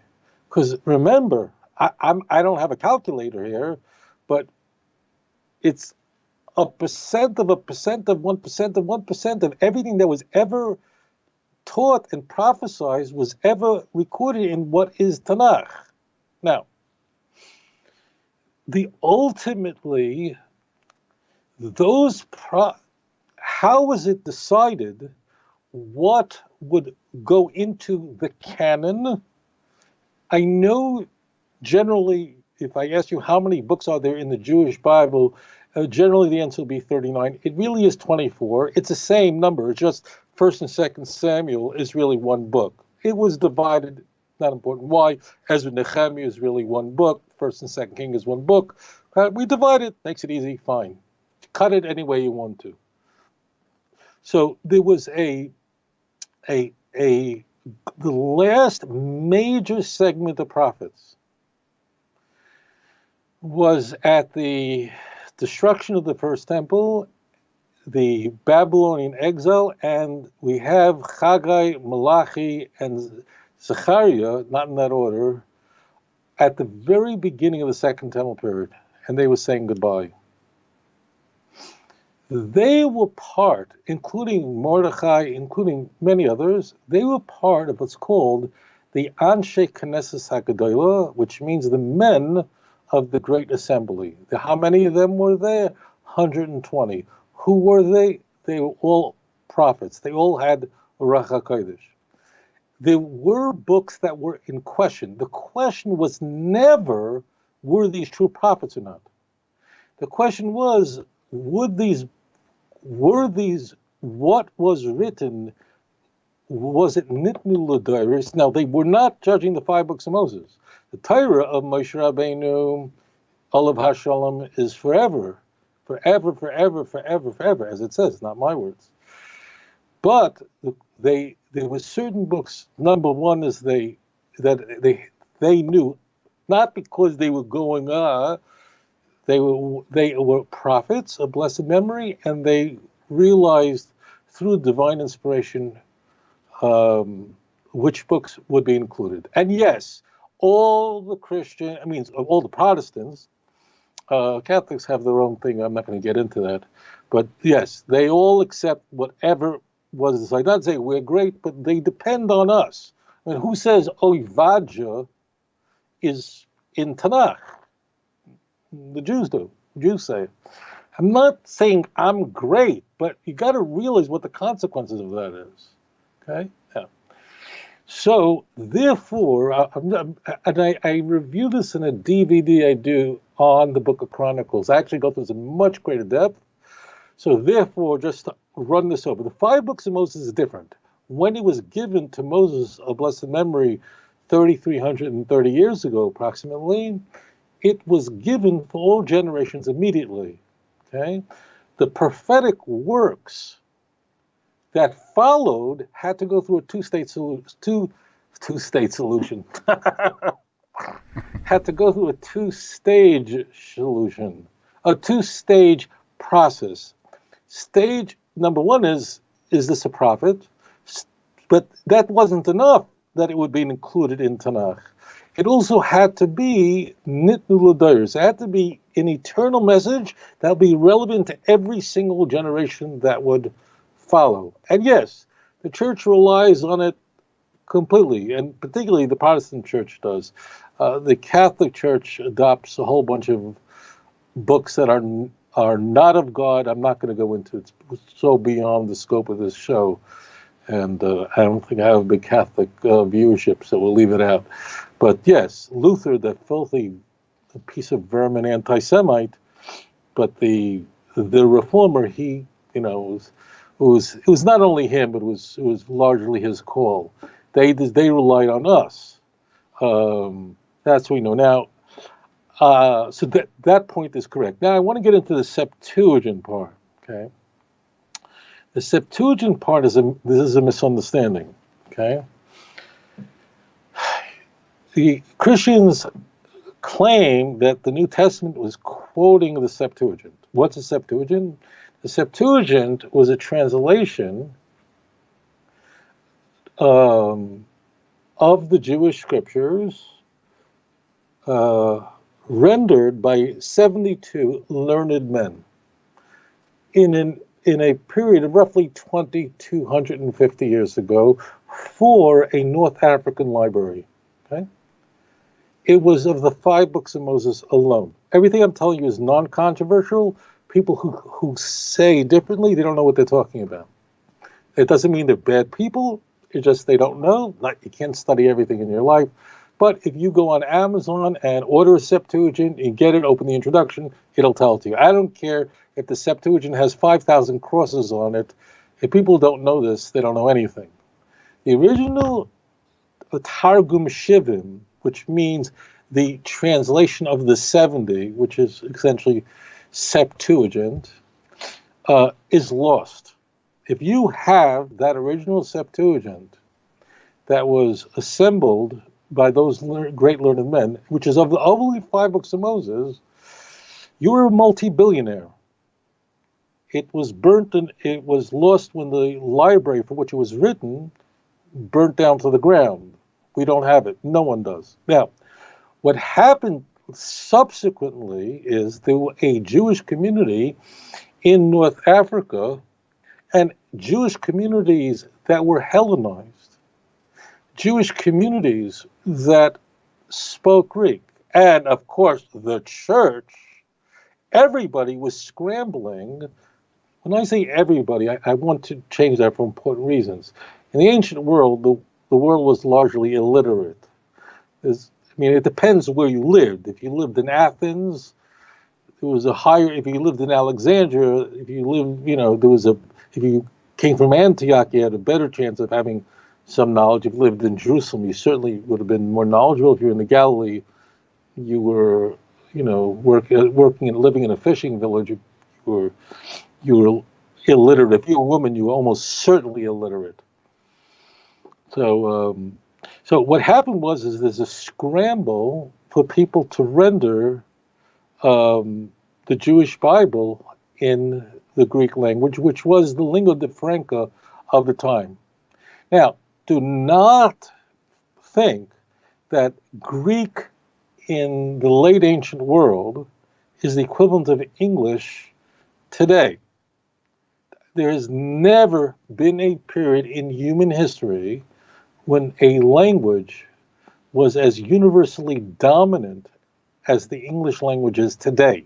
Okay, don't compare the two. Okay, but we will call Greek the lingua franca because of basically one man, Alexander the Great, who will conquer everything and spread Greek everything. But people literacy, meaning just the ability to read words and write words, was a major deal. In fact, in the Christian Bible, in Acts 4:13, it admits that a number of disciples were completely illiterate. This was Now, the Jews of Jerusalem, who were rabbis and so on, they were not just literate; they were on a very, very high level, very, very knowledgeable. So therefore, the Septuagint that we have today, that you can find in the library, or you can go online. You can go online and download them. I never did, but I'm pretty much sure you could. That Septuagint is number one of Christian origin, and the word origin there is a double entendre, because the church father of the 3rd century, Origen, was the most influential person in editing this translation from a document called a hexapla, which did not survive. But he was a brilliant church father. He was no doubt the brightest church father. He wrote at least 1,000 books in his lifetime. Most did not survive. But he, Lucerne, a few others, they would ultimately shape a Greek translation of the Jewish scripture. Now, I use the word translation in quotation marks. This translation is a fraud. I wish I had a better lexicon. I'm going to rewind that for a moment. This translation is a twisted translation, or is a corrupt translation. Maybe we'll use that word, which means when Origen would come upon a passage, or Lucerne, when they came upon a passage, when Matthew is misquoting the Jewish scriptures, what do you think Origen's going to do? He's not going to be honest. It's not only him; others did it. I mean, Jerome, or late 3rd, late 4th, early 5th century. When they came upon Isaiah 7:14, okay? Matthew insists in Matthew 1:23 that Isaiah predicted that a virgin will have a child, and they will call his name Emmanuel. Well, what do you think? It actually doesn't say that anywhere. It's a complete mistranslation. If you go to Isaiah 7:14, it says, "Hine alma hara v'yoledes bein v'kara shema Emmanuel." Behold, the young woman is with a child, and she will call his name Emmanuel. It has nothing to do with the Messiah. It has to do with the Civil War. I'm not going to. It's too much to go into. But now, okay, you're the church father. Okay, you're sitting there. You've got Matthew, which by the 4th century, by the 2nd century, Matthew is well established as a full-blown gospel, as canonical. There were books that were disputed. Matthew was not one of them from a very early stage. What are you going to write when you translate Isaiah 7:14? So of course you're not going to do what the New Revised Standard version does, which is a Christian Bible. They're honest. The New Revised Standard version was rendered, which is a Christian Bible today. It's translated by Christians, but they're honest. And they translate Isaiah 7:14 as, "Behold, the young woman is with a child." And so does the New English Bible do that. These are honest Christians who say, "Look, we're not going to sit here and lie," and they'll write that. Okay, but this kind of, and there are a lot of others. They're obviously more liberal. This is not the kind of stuff that they're not using New Revised Standard versions in Assemblies of God and Southern Baptist churches. So what they did is they would change the text in the translation, the Greek translation, to conform with the corruptions of the church in the Jewish scriptures. And that's what you're looking at in the Septuagint. So the Septuagint, I want to explain this because it really is quite important. One other point I must explain to you. There are actually many versions of the Septuagint. Even if you just Google it on a real scholarly website, you'll see they're actually different. It's not germane. But the key is, one thing I have to say about this point of Septuagint is that there was an original Septuagint that's very widely known. It's early attested upon the letter Aristide, which is very ancient. We know all about it. Jerome talks about it in his introduction to Chronicle. We know all about it. It's quoted in the Talmud and Tractate Megillah on Folio 9 and so on. What happened is that this became a very famous name. Septuagint, the Targum Shivim, became a very famous. So what happened is any person or anybody who subsequently, 100 years later, 50 years later, 300 years later, created a Greek translation of the Jewish Bible, what do you think they called it? They called it the Greek translation by Bob? No. They called it the Septuagint, so the name became genericized because Septuagint, that harkens to that other Septuagint, which is gone. And in my book, I'm not trying to sell books, but if you want to, but it's available on Amazon. I'm kidding, but what we have left of the original Septuagint is 14 citations.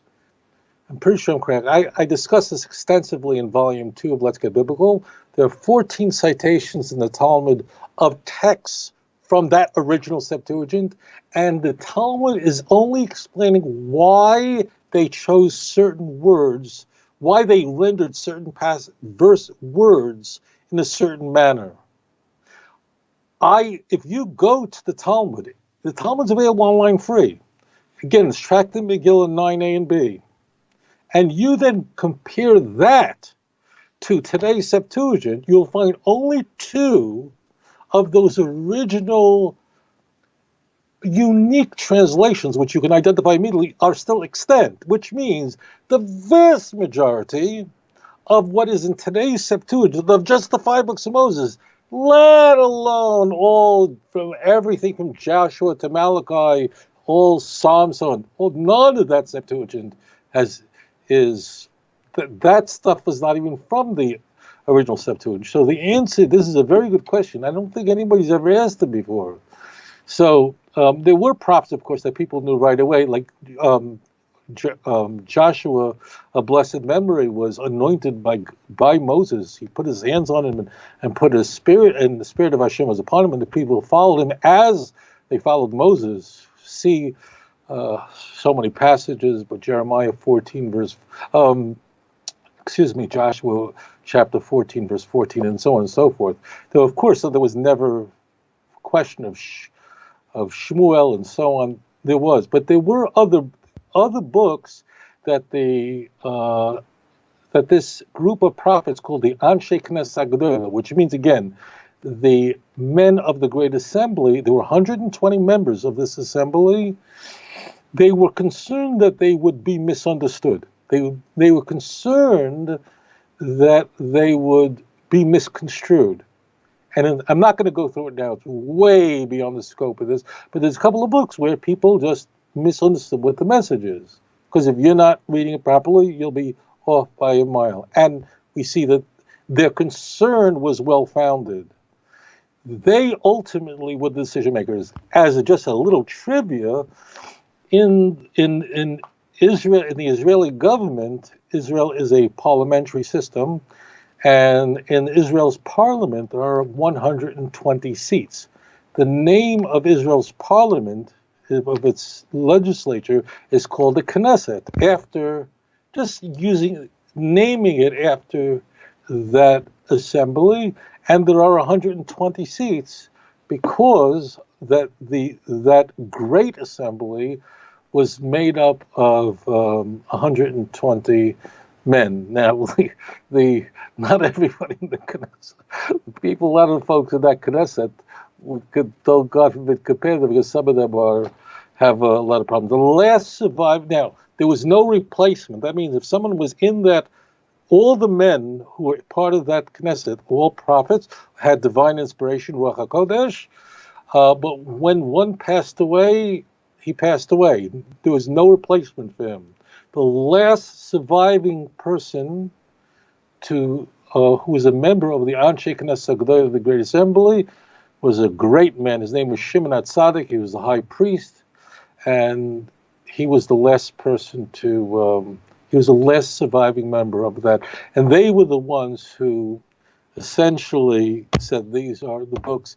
Again, they were examining, they were operating on a prophetic level, Ruach HaKodesh, but they weren't deciding, is this a false prophet or not a false prophet, as much as, is this safer, is this book Nitnu L'Dairis, meaning given for all generations?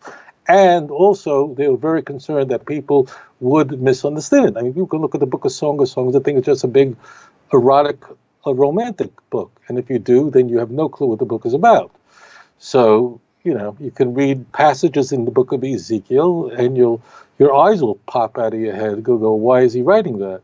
Well, if you don't know the context, you won't understand it. So that's a very good question. I know I gave you a longer answer than you anticipated, but it's an important question. I get it a lot. Bless you, and thank you so much for joining me right here on air. Awesome. Yeah, that was actually pretty cool. Okay, we've got time for one more question. I think I'm going to play a little sound clip here. I think I've got the right one. Let's find out if this is it real fast. I know I've got the right phone number. I just don't know if I've got the right message. Hang on. Whoop. If it's from your doctor, it's not good. Go ahead. Okay, hang on. It's from your veterinarian. You're a funny guy. I thought I had it. Actually, I had it up, but it scrolled on me whenever we keep getting calls in. Okay, we actually have a bunch more calls. By the way, when you do call, I will play these. We will listen to these together, and if it's something we want to put on air, we will definitely play it when we don't have anything else to fall back on. So just sit tight. Man, we had like so many calls today. Rabbi, I apologize. I actually thought that was the right one, but that was not the right one. Hang on one second. There it is right there. 6. Let me see if that's right. Last 4 digits of the phone number. 4046. Nope. Hang on one second. Snapper. It was such a great one too. If I can't find it, I'll try to tell you what the question was. 40. Take your time. Try to find it. Okay, I have all night. Hey, tell us. 1 o'clock in the morning. Here. Tell us more details about your trip to Houston. When it is, how long you're going to be staying. I mean, the key is this. I'm seeing my family. I have a lecture at a number of schools in New York, so those are not open to the public.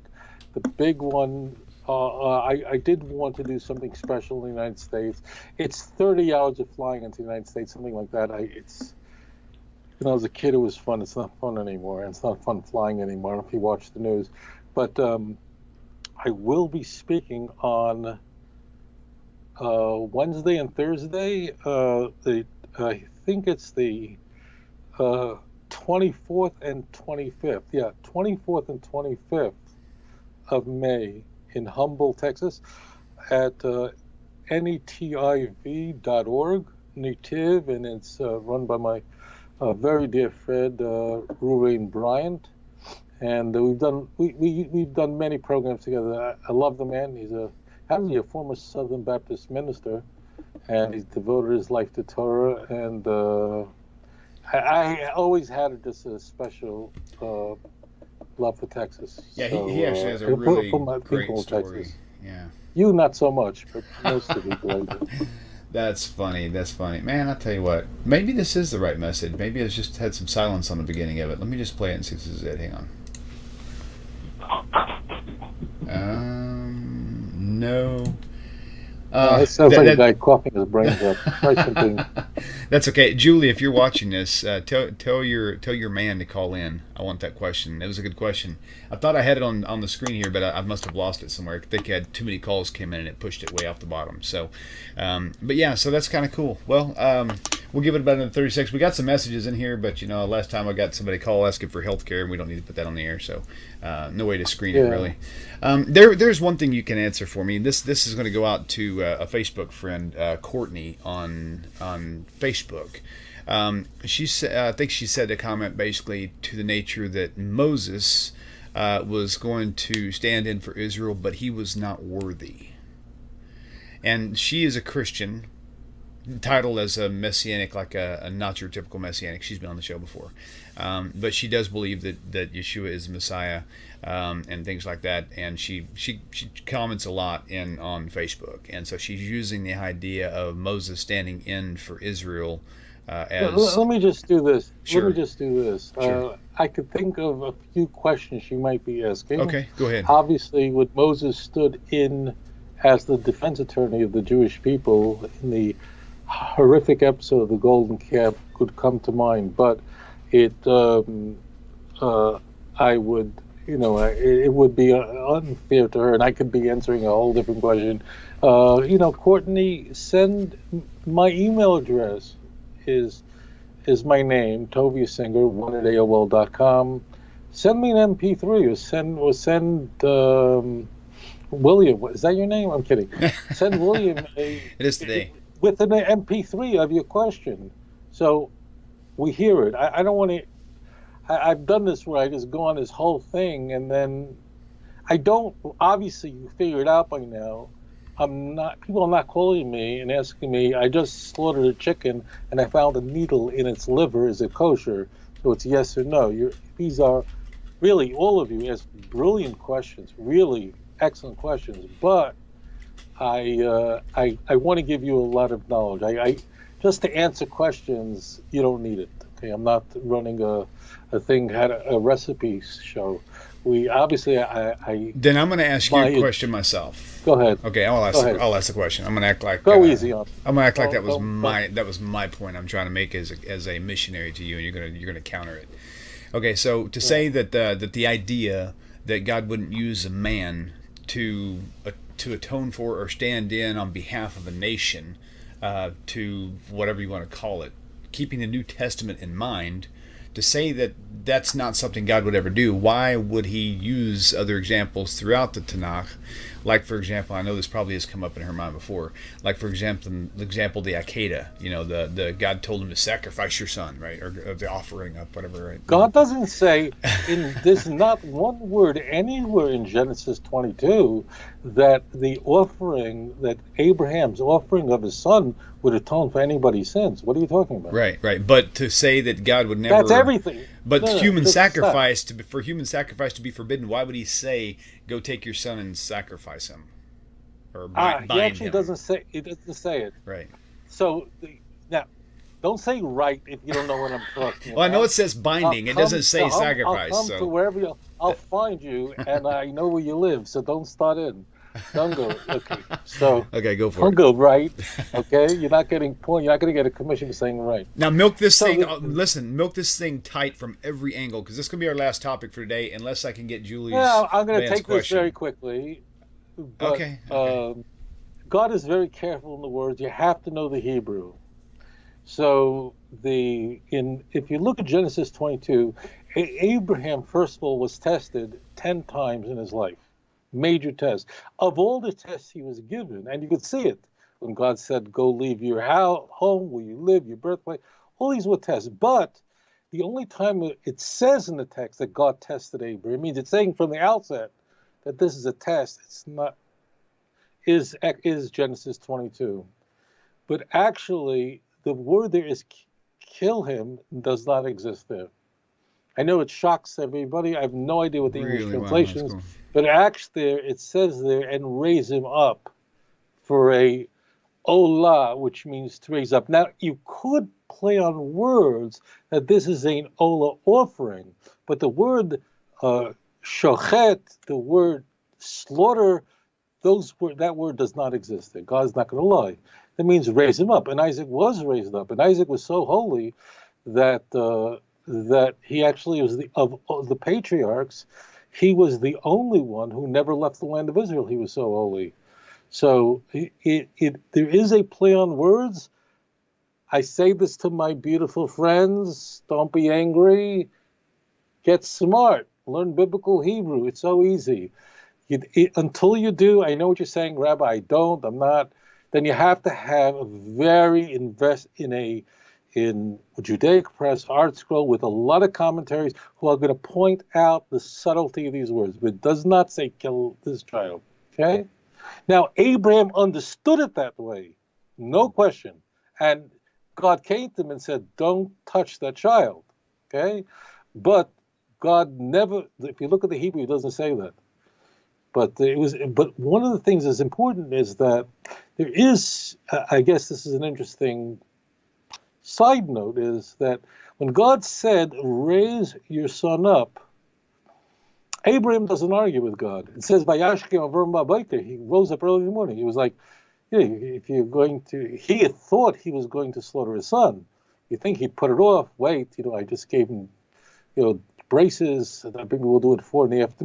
Abraham did it the first thing in the morning, got up early to perform the will of Hashem. But he never bargains with God, if you notice. He never says to God, but he didn't do anything wrong, okay? Because there was no reason given.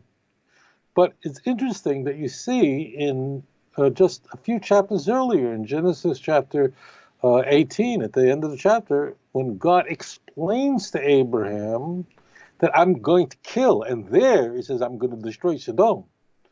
And the Hebrew cannot be misconstrued. So because of the sins of the city, so then once God gives a reason, Abraham is in a sense bargaining with God. This is, again, it's to illustrate to us who Abraham, what kind of man he was.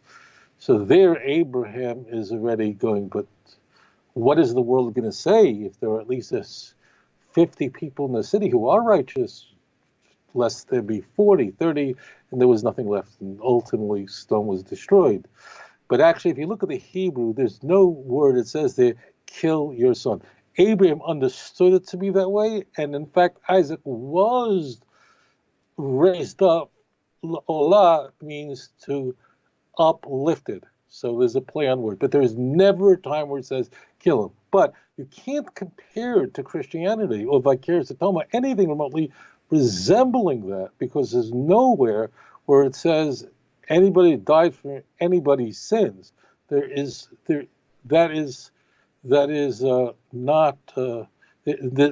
no parallel to it, because dying for somebody's sins or dying for the benefit of a harvest or whatever people killed, I mean, human sacrifice for the benefit of a harvest or your wife having another baby, or people would bury their babies under a post of a new building and bury the children alive for whatever, to have good wine and to win in war.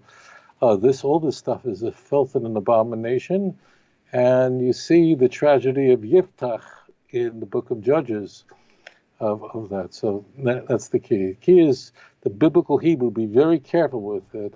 And that's why I tell people. People say to me, biblical Hebrew is hard. It's really not easy. But, if you don't learn biblical Hebrew, I can't make you. I'd like to. But then you can't just walk around with a translation of the Jewish Bible and think you're going to understand it. I really would love it if you just, but if you don't, and you don't have a operating knowledge of Tanakh, you need the super commentators. They're not magicians. Right. We don't have fancy texts, but they are going to correlate all these texts, point out the root words, and say, look here, look here. I mean, did Reuben really sleep with his father's wife? He actually slept with her, had sex with her? Did Jacob fight with God? Well, if you're not familiar with a verse in Hosea, if you're not familiar with 1 Chronicles chapter 5, verse 1, you'll think so. You think God knows what. So it's not magic. They're just putting it all together. I mean, Rashi, Maimonides, Nachmanides, all these, Barbanel, all these great sages of blessed memory, to whom I'm totally indebted to. Without them, I'd be lost. But they are coalescing all this information. So invest, I do say this to you, invest not in a one-volume Jewish Bible, Hebrew, English. You're going to be lost. Invest just Isaiah alone, It's whatever it is. Judaica Press has 2 volumes, I think, or our school has 1 volume, and so on. There you have those super commentaries are going to just say, okay, look here, and then put it there. They go, oh, now I got it. Okay, there's no magic going on. But if you don't get 1 volume with a translation, you might understand some of the texts. You pretty much get the 10 plagues. You'll have questions, but you're going to find yourself largely lost, depending on the books. Especially once you get into the 15 latter prophets, and you get into the writings, you're going to find yourself in enormous trouble. So do what I tell you. Awesome. Well, it's been a great show, Rabbi. I really appreciate your time. Oh. And ladies and gentlemen, don't forget to go to outreachjudaism.org to order your 2-book volume set. If you've already got the books, man, buy another set. I'm telling you, there's tons of people out there who need this information, can use this information, and more importantly, buy you an extra set. Keep one in your truck, your car, on your bicycle, in your taxi cab. Hey, whatever you drive. Rabbi, it's been fun. I can't wait to see you again. Shalom, everybody, and we'll see you guys same time, same place next week. Take care, everyone. Shalom. אני אתה אתם תמיד תמיד כולם ביחד חשוב מכל חשוב והכרחי להיות ביחד איפוק זו העוצמה ויתור זו הגדולה השאיפה